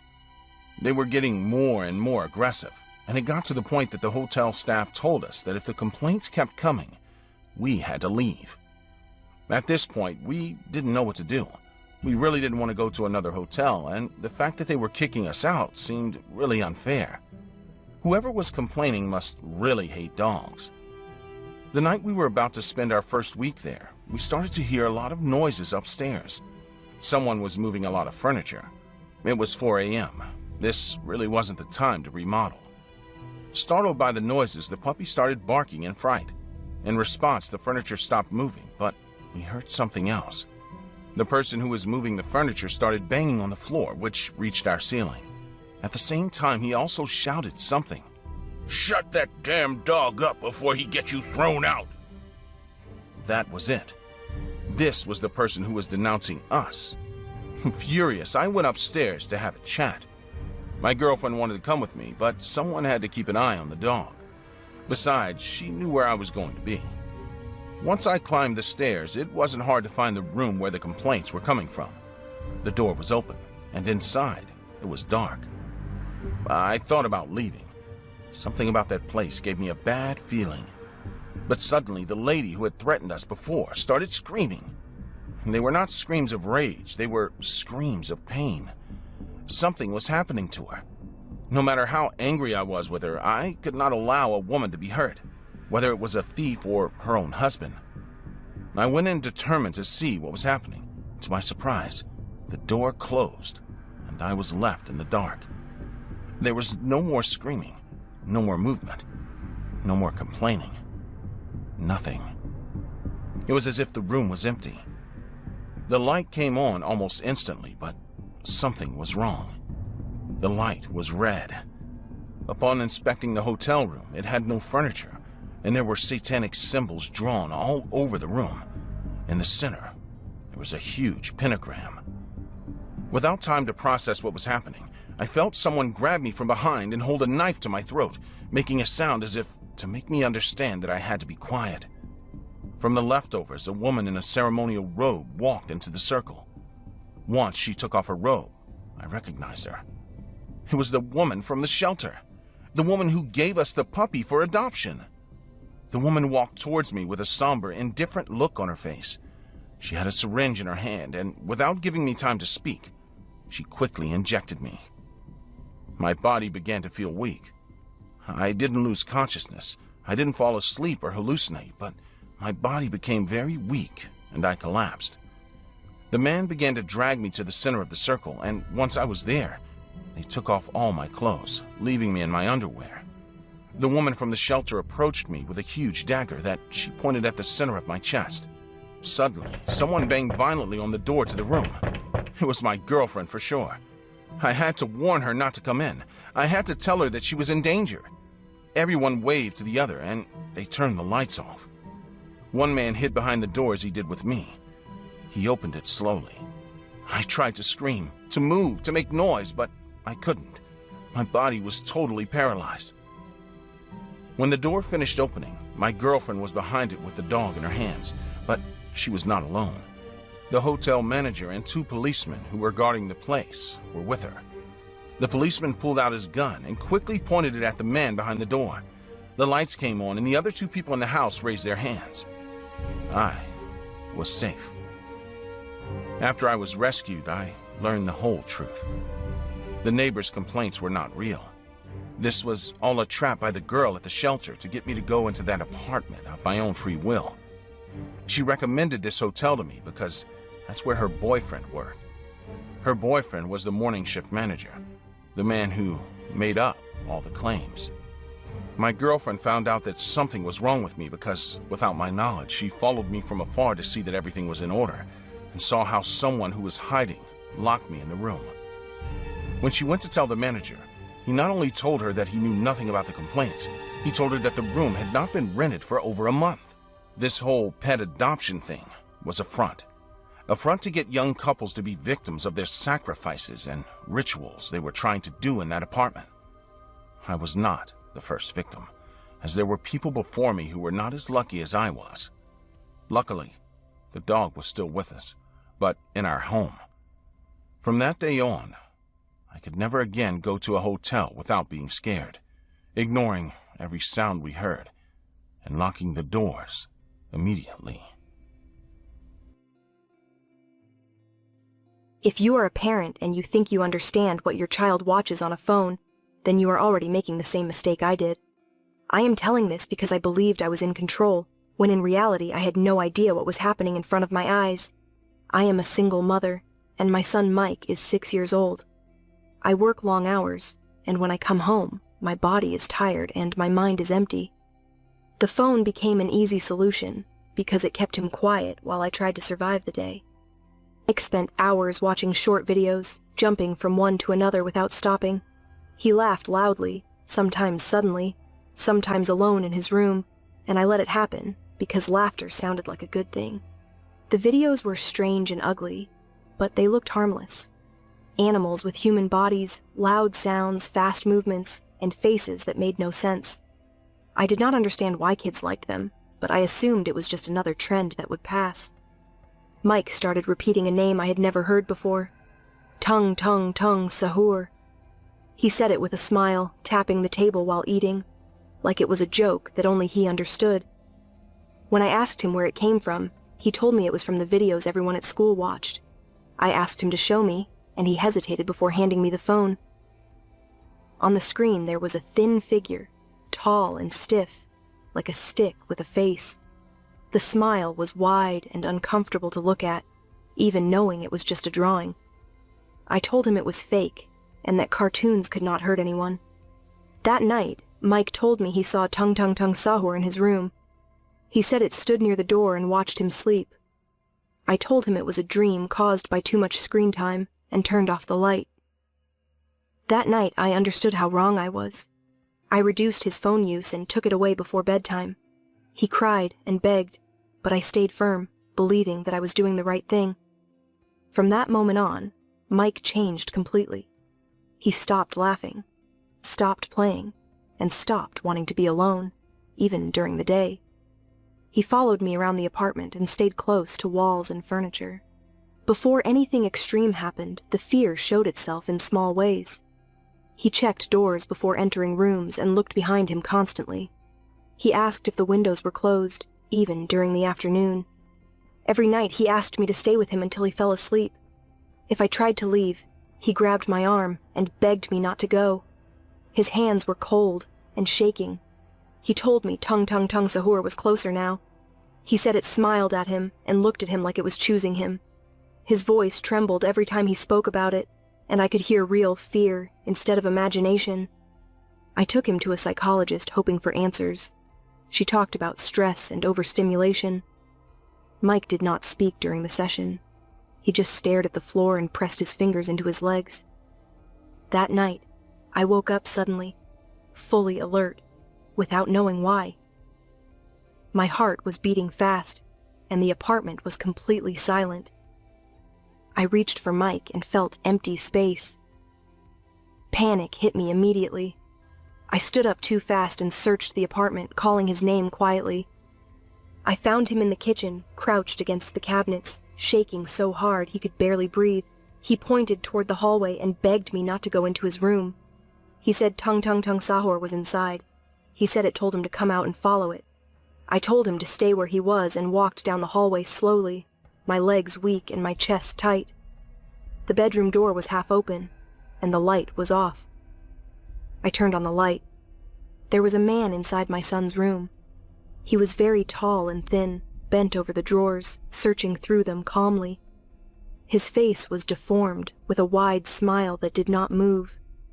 In his hand, he held a long wooden stick. I screamed and froze. The man reacted immediately. His calm disappeared, replaced by sudden movement, and he rushed toward the door. He brushed past me, hitting my shoulder hard enough to make me stumble backward.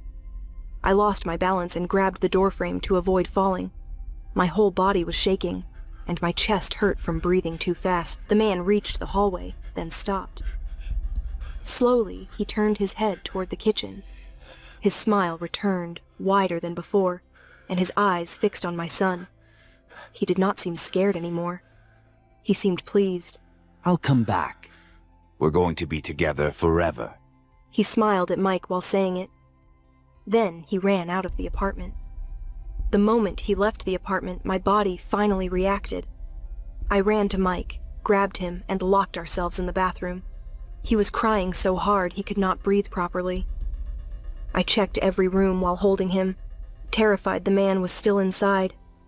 Every open space felt dangerous. Every shadow felt like a place he could hide. When I was sure the apartment was empty, I locked the front door and pushed furniture against it. My hands were shaking so badly I could barely hold the phone. I sat on the floor with Mike in my arms and tried to calm him while dialing the police. My voice broke when I explained what happened, and I could barely answer their questions. The conflict ended there. The man was gone. But the damage was already done. The police arrived and searched the apartment. They took notes, asked questions, and looked at the windows and doors. They said it was a break-in and promised to investigate. Mike did not let go of me the entire time. He kept his face pressed against my chest and refused to look at anyone. After they left, I locked every door again and checked them repeatedly. I kept the lights on and sat awake until morning.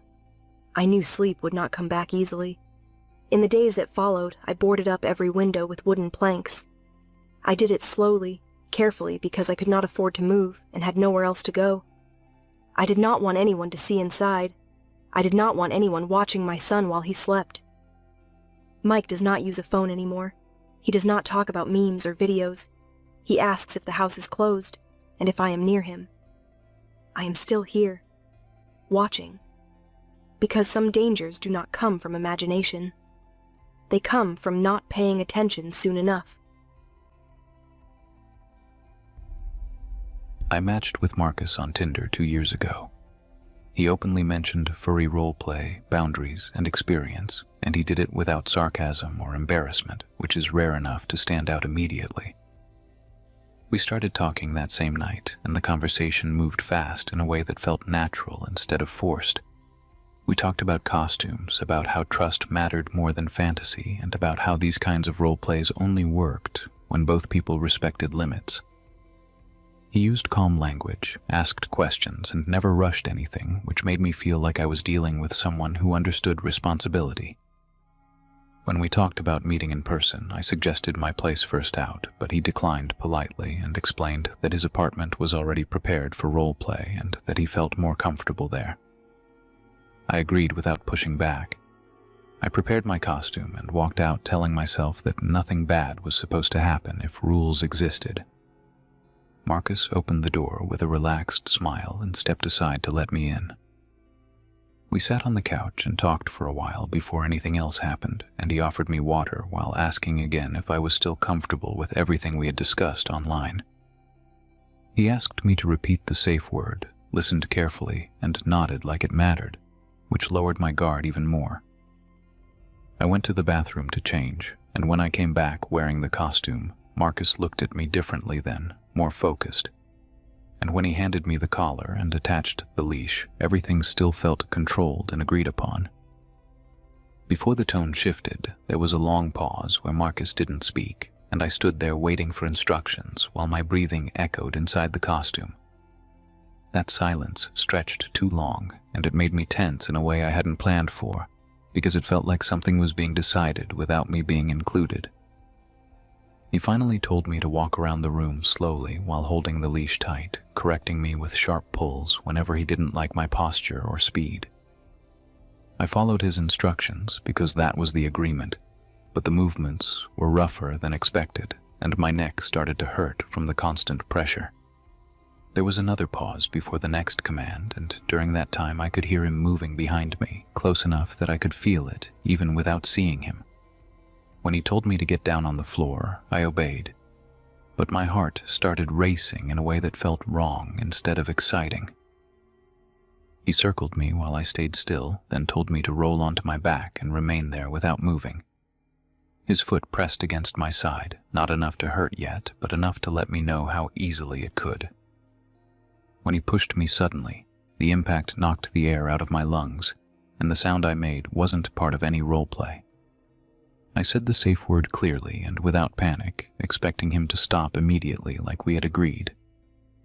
He didn't react, didn't acknowledge it, and instead tightened the leash while telling me to stay quiet and behave, which was the moment I realized something had already gone wrong. He placed a bowl on the floor and told me to eat from it, and when I smelled what was inside, my stomach twisted immediately. I shook my head and said no, repeating the safe word louder this time because fear was starting to take over and I needed him to hear me. The slap came without warning, sharp enough to make my ears ring, and before I could react, he grabbed me and forced me down to the floor. He told me that disobedience wasn't part of the game and that I needed to learn consequences if I wanted rewards. He tied my wrists behind my back with something rough that cut into my skin, then dragged me down the hallway and shoved me into a small room with no windows. There was a mattress on the floor and nothing else, and when he closed the door and locked it, the sound echoed inside my head. Before leaving, he told me that if I behaved properly, I would be rewarded and released, but if I kept resisting, things would get worse. His voice was calm when he said it, and that calmness scared me more than yelling would have. Time stopped working normally in that room, and every time I heard keys outside the door, my body reacted before my thoughts could catch up. My muscles were tensed, my breathing sped up, and I tried to prepare myself for whatever was coming next. Marcus came back several times, each time bringing something different, and he never rushed, which made everything feel longer and more deliberate. He chose when to hurt me and when to stop, and that control made it clear that my reactions didn't matter to him at all. He hit me in ways that caused pain without knocking me unconscious, and while he did it, he spoke to me like I wasn't human, telling me what I was and what I deserved. I screamed the safe word until my voice cracked, but he never responded to it, never even acknowledged that it existed. He forced me to stay in the costume the entire time, telling me that taking it off wasn't allowed and that I wasn't a person while wearing it. When I resisted or cried, the punishment got worse, and I learned quickly that nothing I did would make him stop. By the time morning came, my body felt heavy and unresponsive, and when he finally untied me, there was no kindness in the movement. He told me to crawl, said I had earned what came next, and I was too exhausted to understand what that meant. Before taking me outside, Marcus was quiet in a way that felt final, and when he grabbed the leash again, my stomach dropped because I had no idea where he was taking me. He pushed me into his car and I curled up on the seat because sitting normally felt impossible. I tried to focus on anything that could help me remember where we were going, but fear made everything blur together. Streetlights passed by, and the silence inside the car made every second feel heavier. When the car stopped, he pulled me out roughly and threw me onto the ground in an open area that smelled like dirt and grass. My hands scraped against the ground, and the pain barely registered compared to everything else. He unclipped the leash, threw it at me, and spat near my face before calling me disgusting and worthless. Then he got back into the car and drove away, leaving me there without looking back even once. I stayed there until the sun came up because my legs wouldn't support me. And when I finally managed to move, every step felt unstable and unreal. Someone eventually found me and called for help, but by then, the damage was already done. Doctors treated my injuries, and people asked questions that I couldn't answer without shaking because explaining it made everything feel fresh again. Therapists tried to give names to what happened, but none of those names changed the memories. I don't use dating apps anymore. I lost all my trust on people. The costume is still sealed in a bag that I haven't opened since that night. My name is Ethan Rowe. I've worked in wildlife preservation for over a decade. Forests, reserves, rural towns that sit too close to places they don't really control. I've dealt with injured animals, sick predators, and people who panic fast when something dies near their fence. Great Pines was just another assignment. A small town surrounded by dense forest. Reports came in about animals found dead near the tree line. Deer, livestock, pets, bodies damaged in ways that didn't match common predators. No feeding patterns, no clear cause. Locals started talking about something unnatural. That part didn't concern me. Fear spreads faster than facts. My job was to find a rational explanation and shut the noise down. I was sent with a small team to locate what we assumed was an injured animal acting out of stress. There were 4 of us. Mark Holden handled tracking and movement patterns. Lewis Grant covered animal health and sedation. Noah Pike handled perimeter and safety. I coordinated reports and terrain. We'd worked together enough to trust each other without speeches. We entered the forest early afternoon. Weather stable, visibility clear, no reason to rush. Our plan was simple: find tracks, identify the animal, sedate if necessary, and relocate or put it down if it was too far gone. The forest didn't fight us. No strange sounds, no signs of disturbance. That bothered Mark more than me. Predators leave evidence even when they try not to. We followed an area where several animals had been found dead. Still nothing. No fur, no blood trails, no broken branches. It felt like whatever had happened hadn't required effort. As the light started dropping, we discussed pulling back. Night work raises risk. That's basic. We turned toward the exit path. That's when Noah stopped and pointed toward the trees. Before we moved closer, there was a stretch of quiet that forced attention. Not silence, but a lack of the usual background noise. No distant movement, no wind in the leaves. It felt like the forest was holding space. Something crossed between the trees ahead. Low shape, heavy body. It moved slowly and unevenly. Mark dropped to one knee to get a better look. It came into view again, this time clearer. Large, muscular, 4-legged. The outline matched a big cat, larger than anything local. One rear leg dragged behind it. That detail made everything click. An injured predator, displaced, confused, dangerous only because it didn't know where it was. We prepared the tranquilizers, no one raised their voice, movement stayed controlled. The animal didn't react to our presence the way predators usually do. It didn't run, it didn't posture, it just kept moving deeper. Before we followed, there was a moment where it stopped, completely still, head lowered, body tense. I remember thinking it was about to collapse. Instead, it started rising. Slowly, deliberately, its front legs pulled inward. The spine stretched upward in a way that didn't match any anatomy I knew. The dragging legs straightened as it lifted. Mark whispered that something was wrong, but his voice didn't carry confidence. It carried confusion. By the time it stood fully upright, none of us thought it was an animal anymore. Before anything else happened, there was a pause where no one moved because no one knew how. The shape in front of us no longer had a recognizable form. It wasn't standing like a person or an animal. It was balanced in a way that didn't make sense. The outline sharpened, then stretched again. What had looked like muscle now looked flat. Depth disappeared. Our lights passed over it without change.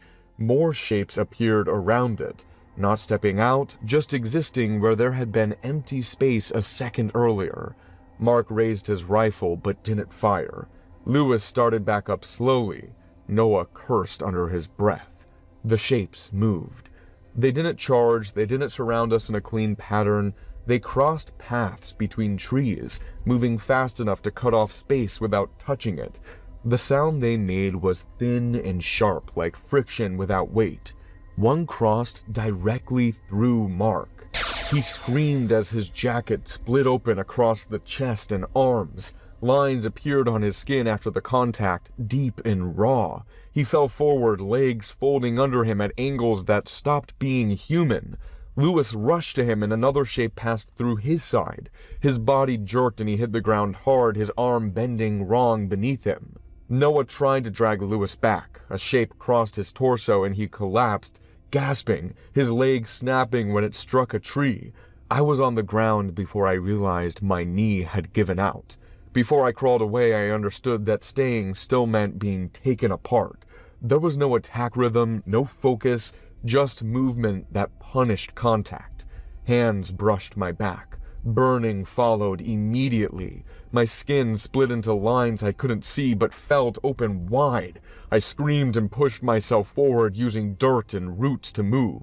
The shapes stayed close. They didn't chase, they didn't rush, they stayed just within reach. I reached the clearing and saw the truck. My vision narrowed, I stumbled, I slammed into the door and dragged myself inside. I locked it and started the engine with shaking hands. Before I could drive, I heard Noah's voice behind me. "Ethan, wait, I can still move. Please don't leave." His voice sounded close, running. I looked toward the mirrors and saw nothing but trees. My chest tightened. My foot hovered over the pedal. I remembered his leg breaking. I remembered him screaming when he tried to stand. This wasn't Noah, and these things already proved that they were capable of logical thinking. They knew how to lure their victims. The voice came again, louder, closer. "Ethan, I'm right here!" I hit the gas and didn't look back. I drove until the road stopped making sense. When I reached the station, I couldn't stop shaking long enough to speak clearly. I told them everything. They went back in daylight.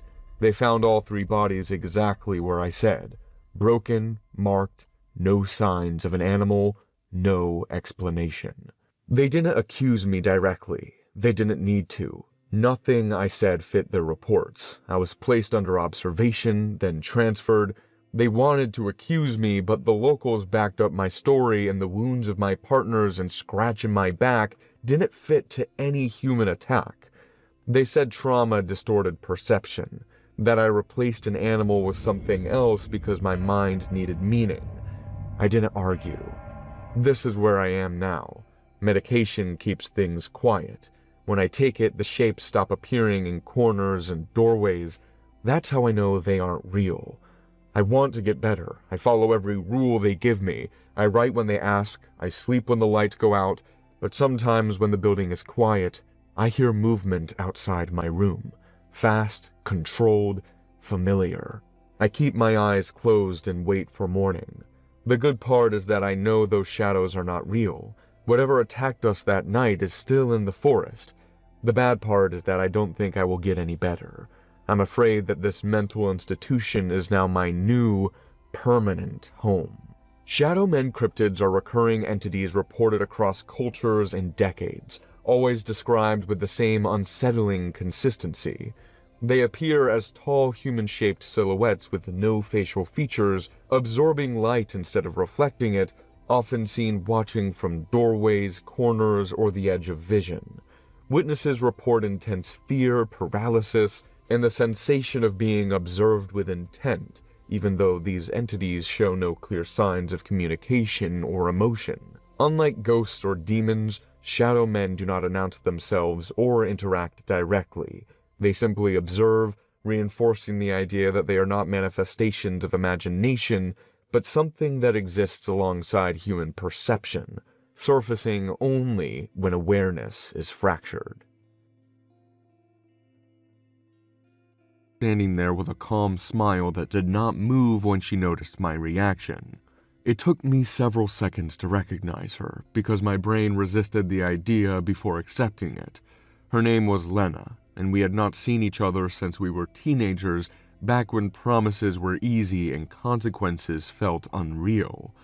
We started talking in an awkward way, filling the silence with safe questions that avoided anything important, and I noticed quickly that she answered too fast, like she had rehearsed every possible version of this conversation. I also noticed that she watched me closely while answering, like she was checking if I matched an image she had kept for years. She told me she knew I lived nearby and that she had seen me walking my dog before, which made me uncomfortable even though I tried not to show it. When I asked how long she had been back in town, she said she returned recently and waited for the right moment to see me, and the way she said it made my chest tighten even though her tone stayed soft. I knew I would run into you eventually. You live close. It was only a matter of time. I tried to laugh it off, but she watched my face closely, like she was checking my reaction. When we said goodbye, she called my name again, and when I turned, her expression changed slightly. I didn't forget the promise. I'm back. I smiled out of reflex, nodded, and walked away faster than usual, already trying to convince myself that it meant nothing. Valentine's Day arrived a few days later, and I tried not to think about Lena even though the memory of her words kept coming back when I was alone. That morning, a knock on my door interrupted my routine, and before opening it, I stood still, listening, feeling my heart beat harder than it should. When I opened the door, she was there, standing straight and calm, looking at me like she belonged in that space. I asked how she found my address, and she avoided the question without changing her expression. She reminded me of something we said when we were 15, about a silly promise when we were teens. We promised each other that if we weren't married to other people by the time we turned 30, we would marry each other. And here I am. I waited 15 years for this moment. Hearing it out loud made my skin crawl because it sounded serious in her mouth. I told her it was a childish joke and explained that I had a girlfriend, trying to keep my voice steady. Her reaction was immediate and overwhelming, as she started crying loudly and accused me of betraying her, stepping closer until I had to block her with my arms. I warned her to leave and said I would call the police if she did not calm down. "You lied to me! You chose someone else!" She stopped crying suddenly, wiped her face, and told me I was making a mistake, adding that we would be together forever, either alone or with no one else. Then she walked away, leaving me shaking in my doorway. "You will regret this." I almost canceled my Valentine's dinner that night, but I convinced myself that fear was not a reason to change plans, even though my hands were shaking while I grabbed my keys. I texted my girlfriend Rachel to tell her I was on my way, and she replied that I should meet her at the restaurant instead to keep the surprise. At the restaurant, time passed too slowly, and every minute without a response made my thoughts darker and harder to control. I called her phone again and again, listening to it ring until my throat felt tight. When someone sat across from me, I looked up ready to complain, but the face in front of me froze me in place. She had Rachel's hair, Rachel's clothes, and Rachel's posture, but her eyes were wrong, focused, and excited. "You look tense. Valentine's Day does that to people." Lena smiled and leaned closer, and my body reacted before my mind as fear ran through me and made it hard to breathe. My hands trembled as I told her to stop and demanded to know where Rachel was, but she laughed openly, enjoying the attention and the confusion around us. People stared while she acted calm and affectionate, touching my hand and calling me by my girlfriend's name. Security approached when I raised my voice and I tried to explain that she was pretending, that something was wrong, but Lena started crying again, playing the role perfectly. We were asked to leave, and outside she followed me, still talking about destiny and promises. "You should not have rejected me. This could have been easy. We are meant to be together, but I fixed the problem." Those last words made me feel desperate. I ran to my car and drove to Rachel's apartment as fast as traffic allowed, calling her nonstop while my fear turned into panic. When I reached her place, the door was unlocked.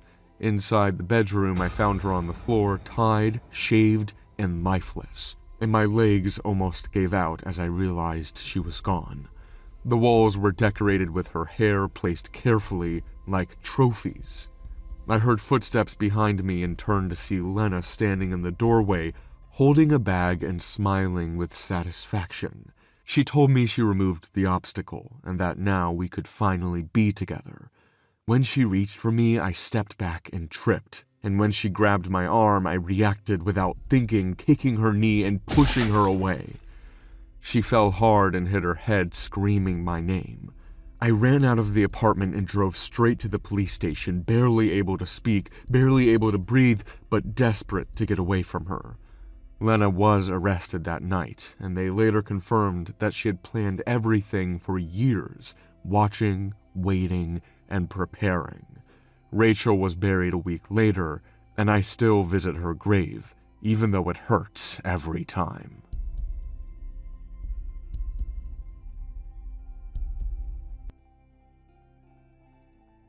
I was 17, and that night was supposed to be quiet and simple. My mom left for her night shift at the hospital just after 9, wearing the same tired expression she always had before work. She reminded me to lock the door, text her if I needed anything, and try to sleep at a decent hour. I nodded and watched her car disappear down the street. My brother wasn't home either. He had gone to spend the weekend with his girlfriend, which meant I had the entire place to myself. I had been looking forward to that. I liked the idea of being alone without anyone watching what I did. I locked the front door and checked the windows, and I turned on the TV, grabbed snacks, and decided it would be a movie night. But I kept the kitchen light on because I didn't like seeing it completely dark when I walked past it. Eventually, I went to my bedroom with my laptop and phone. I closed the door and locked it without thinking too much about it. I sat on my bed chatting with friends, laughing quietly so the neighbors wouldn't hear. Around midnight, my friends started logging off one by one. I stayed awake, scrolling through videos and rewatching scenes from a movie I barely paid attention to. My phone battery was low, and I told myself I would sleep soon, but I didn't rush it. Before anything happened, there was a moment where my focus drifted away from the screen. I didn't hear a sound, but my body went still anyway. I stared at my bedroom door without knowing why, watching the thin line of light from the kitchen under it. That light changed. Slowly, something blocked it. A shadow passed from one side of the door to the other, steady and deliberate. I sat up straight, my heart speeding up instantly. My phone slipped from my hand and landed on the bed. The shadow stopped. Whoever it was stood directly outside my door. I stayed frozen, barely breathing, listening for footsteps or movement, but there was nothing. Then my mom's voice came from the hallway right behind the door. She told me to open up and say hello. Her voice sounded calm, relaxed, like she had just come home from the grocery store instead of work. My body reacted before my mind did. My hands started shaking so badly I had to press them into the mattress to steady them. My mom was not supposed to be home, and she never came back once her shift started. She always texted first. Always. "Open the door, darling. Are you okay? You're not answering me." The tone didn't change. She just repeated the same request like she was waiting patiently for me to obey. I grabbed my phone and unlocked it, my thumb hovering over the emergency call screen. My chest felt tight and I had to force myself to breathe slowly. I stayed silent, hoping she would move away, hoping I would hear footsteps heading down the hallway. Instead, she knocked. Once, then again. Each knock was spaced out and controlled, not angry and not worried. That scared me more than yelling would have. My mom never knocked like that. Before the next thing happened, there was silence. Total silence. No knocking, no breathing, no movement. I waited, counting seconds in my head, hoping to hear her walk away. I leaned forward and whispered her name, barely making a sound. There was no response. I whispered it again, louder this time, my voice shaking. Her voice came back suddenly, louder and sharper. She asked what was wrong with me and why I was acting weird. The calm tone was gone, replaced by irritation that felt forced and unnatural. Then she started screaming. She shouted my name over and over, slamming her hand against the door hard enough to rattle the frame. The sound made me flinch and curl in on myself, covering my ears as tears filled my eyes. Just as suddenly, it stopped. The screaming cut off, leaving the house completely silent again. I sat there shaking, my thoughts racing and crashing into each other. Every instinct told me not to open the door, but another part of me needed to see what was there. I needed proof that this was real. Before I could change my mind, I unlocked the door and pulled it open. The hallway was completely dark. The kitchen light was gone, and the darkness felt heavy and wrong, filling the space in a way that didn't make sense. My eyes couldn't adjust, and it felt like the darkness was pressing toward me. Before I could step back, the darkness moved faster. It flooded the hallway and poured into my room, swallowing the light behind me. My room disappeared, and I was surrounded by nothing. I tried to move, but my legs barely responded. My breathing became loud and uneven, and panic took over completely. I forced myself forward, one step at a time, my hands shaking in front of me. Something screamed directly into my face. The sound was violent and overwhelming, and pain exploded across my skin. I felt claws tear into my arms, my neck, my face. I screamed and swung wildly, hitting nothing. I ran blindly, crashing into furniture and walls, tripping and falling until I slammed into my bedroom door. I forced it shut and locked it, flipping the light on with shaking hands. The room was normal again, but I wasn't. Blood ran down my arms and deep scratches burned across my skin. My shirt was torn and my hands shook so badly I could barely hold my phone. Before calling anyone, I listened. The hallway light was back on. Everything looked normal through the crack under the door, like nothing had happened at all. I called my mom, crying so hard I could barely speak. She answered from work, confused and scared, telling me she had never left the hospital and never spoken to me. She came home as fast as she could, and when she arrived, she found me sitting on my bed shaking and bleeding. She hugged me tightly and didn't let go. We checked the house together. Every door was locked, every window was closed, there was no sign of anyone else being there. The scratches healed, but the fear didn't. My mom stopped taking night shifts after that. She believed something happened, even if she didn't understand it. I don't stay alone anymore. Lights stay on all night, and my bedroom door stays open.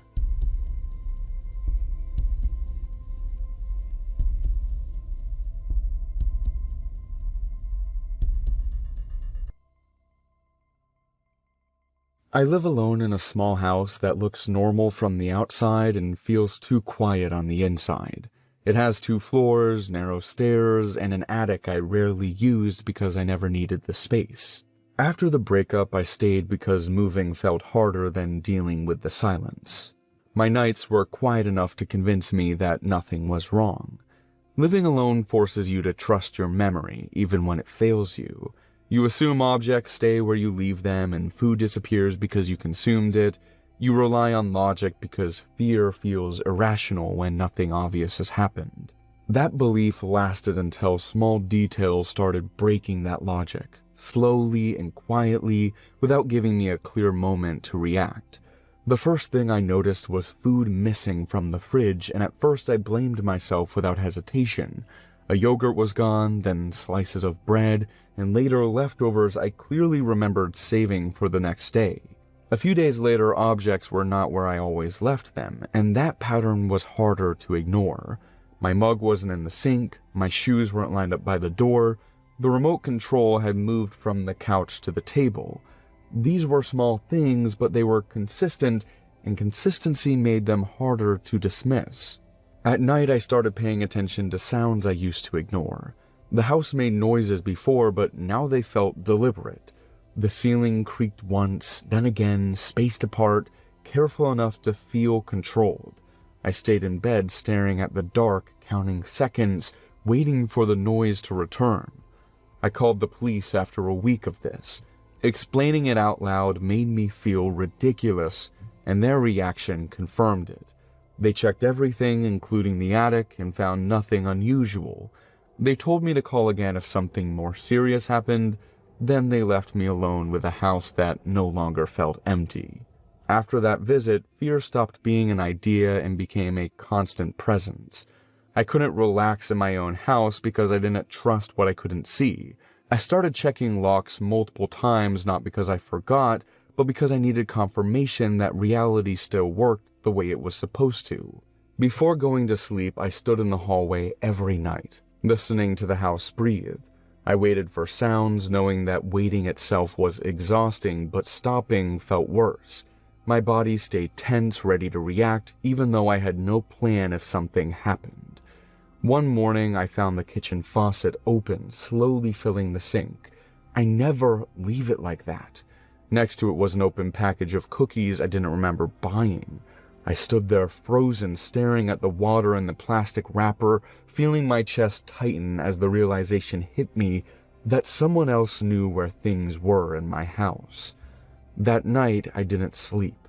I stayed in bed with my phone in my hand, jumping at every sound, replaying the image of that open faucet in my head. Around 3 in the morning, I heard movement above me, heavier than before, slow and careful, like someone adjusting their position to avoid making noise. I pressed my hand against my mouth to stop myself from making a sound because fear had fully taken control by then, and every part of me knew that whatever was happening was inside the house. I bought indoor cameras the next day because fear demanded proof. I needed to see something real, something undeniable, because my mind was spiraling faster than I could control. I placed cameras in the living room, the kitchen, and the hallway, making sure they covered the spaces I used the most. Before midnight, I heard something from above, followed by a dry cough that was unmistakably human. My heart dropped so hard it felt like my body shut down for a second. I stood up shaking, listening for it to happen again, praying it wouldn't. I grabbed a knife and moved through the house with slow steps, checking every room, knowing how weak and exposed I was. When I returned to my phone, my hands were shaking so badly I almost dropped it. That's when I saw movement on the hallway camera. The attic door was open, and a man was climbing into it with slow, practiced movements, as if he had done it many times before. I couldn't see his face, but his body language was calm, controlled, and familiar with the space, which terrified me more than aggression ever could. Fear pushed me toward the attic before logic could stop me.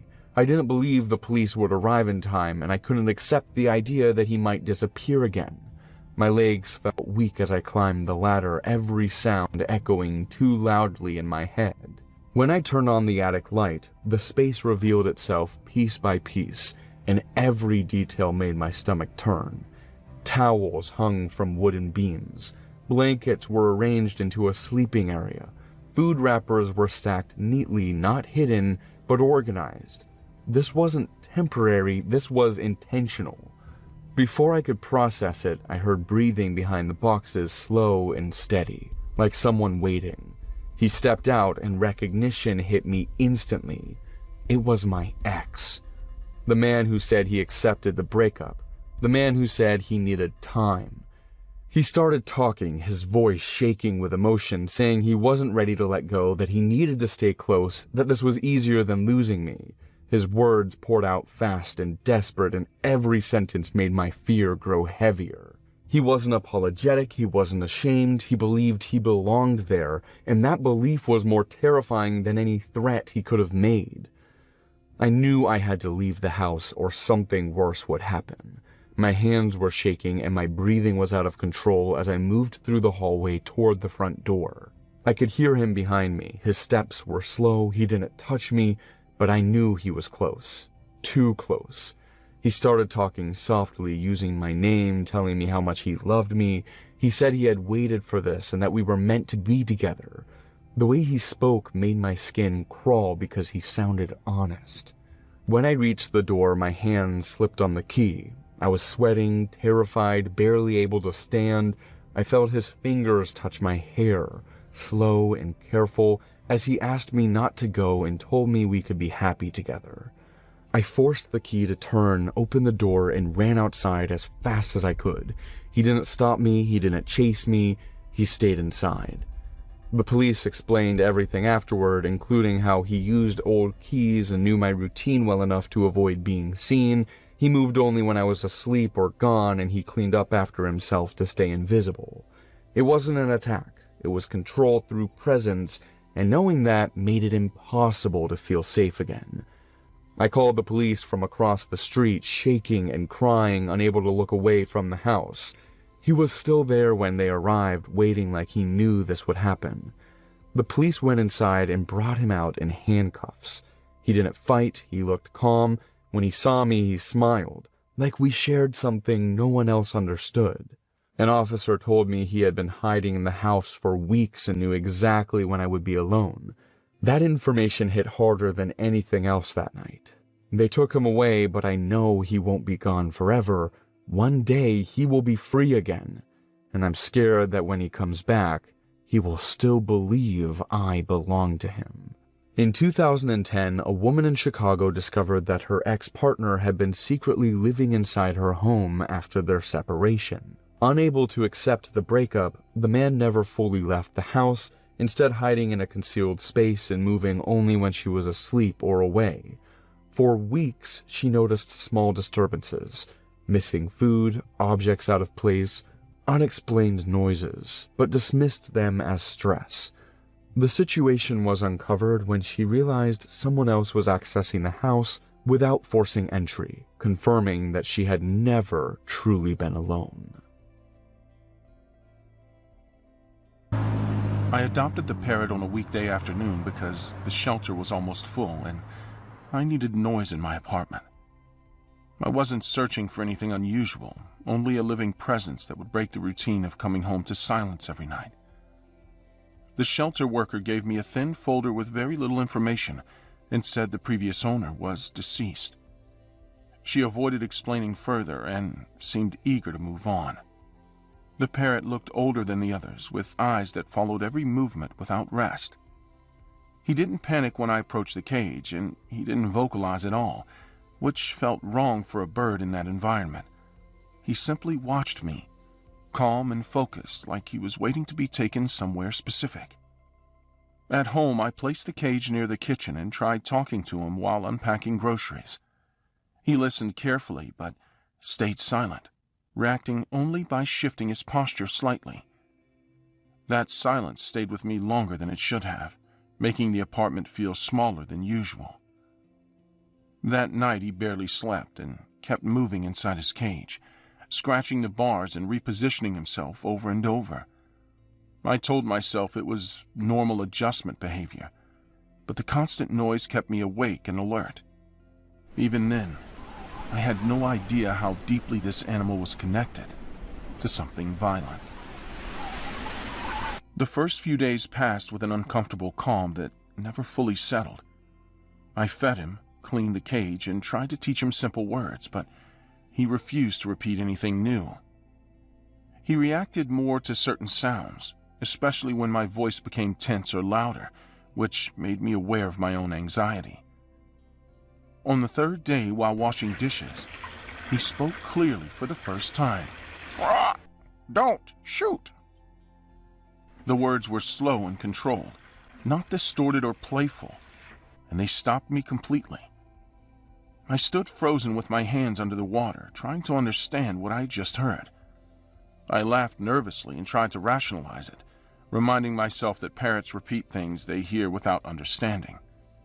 Still, the phrase stuck in my head for the rest of the day, repeating itself even when the parrot stayed silent. That night I slept poorly, replaying the moment again and again. The next morning he said it again while I walked past his cage. Don't shoot! There was no trigger or reason, and my chest tightened immediately. That was when I realized this was not random mimicry, and the discomfort turned into something heavier. Before contacting the police, I recorded everything, my hands shaking while holding my phone close to the cage. The parrot spoke steadily, repeating the same phrases without reacting to the camera. I started feeling watched, even when I was alone in the apartment. At the police station, the officer dismissed my concerns at first, smiling as if I was wasting his time. That reaction made my fear worse because I knew I would leave without protection. I returned home feeling exposed and vulnerable, constantly checking my surroundings. 2 days later, I noticed a dark sedan parked across the street when I left work. The engine was running, and the driver didn't look away when I glanced in his direction. I told myself it was nothing, but the same car appeared again that evening, this time closer to my building. That night, the parrot spoke with urgency. You are a liar! Don't shoot! My heart raced as I locked every door and window, realizing someone else might know about the bird and what he was saying. Before the attack, there was a long walk home where I felt exposed on the sidewalk, constantly checking behind me.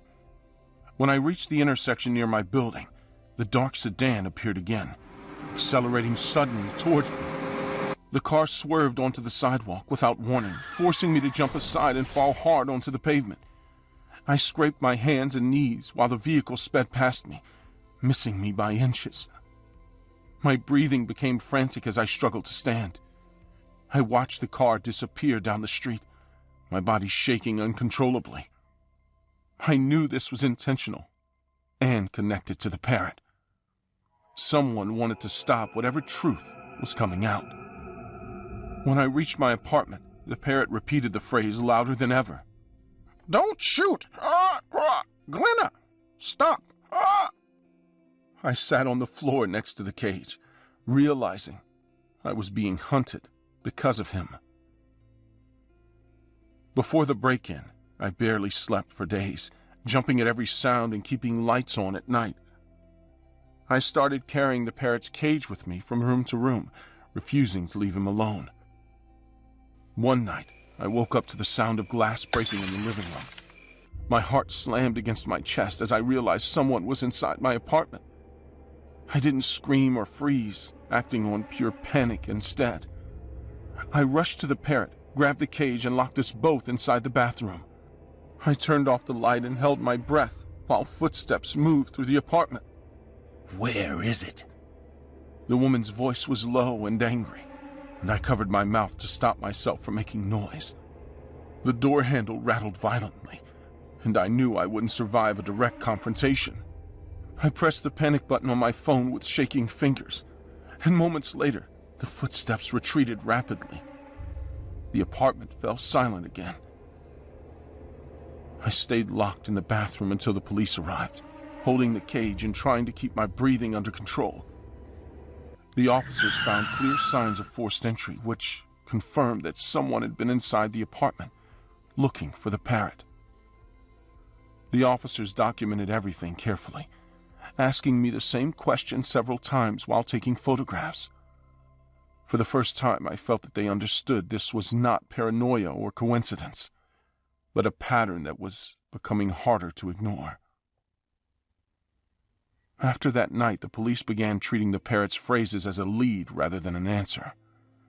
They reviewed old case files, rehacked timelines, compared the bird's repeated words with existing evidence that had been overlooked or dismissed years earlier. The phrases alone proved nothing, but they pointed investigators towards contradictions in witness statements and gaps in the original investigation. They connected the phrases to the murder of Martin Hale and identified Glenna, his wife, as the primary suspect. The parrot reacted strongly when her name was mentioned, repeating phrases that matched old recordings from the case. Glenna, stop! Glenna, stop! When Glenna's name came up again, it was not because of the parrot alone, but because the renewed attention exposed inconsistencies in her version of events and connections that had never been fully explored. The bird reacted when her name was spoken, repeating familiar fragments, but this time the officers didn't focus on the animal. They focused on what the evidence finally showed, using the parrot only as the reason they had taken a second look. After everything ended, the parrot stopped repeating the phrases entirely. He behaved like a normal pet, learning harmless words and sleeping peacefully through the night. I still locked my doors carefully, and avoid walking alone after dark. The fear didn't disappear, but it became manageable. I keep the cage open now, and the parrot stays close. I stayed alive because I protected him, and that is something I will never forget. In 2015, Martin Durham was shot and killed in his home. His wife, Glenna Durham, was found injured at the scene and later claimed it was a murder-suicide attempt, but she survived. The incident allegedly took place in front of the bird, which was then placed in the care of Martin's ex-wife, Christina Keller. According to her, the animal has been constantly repeating the victim's last words, "Don't shoot." Prosecutors handling the case are now considering using these statements as evidence in the trial.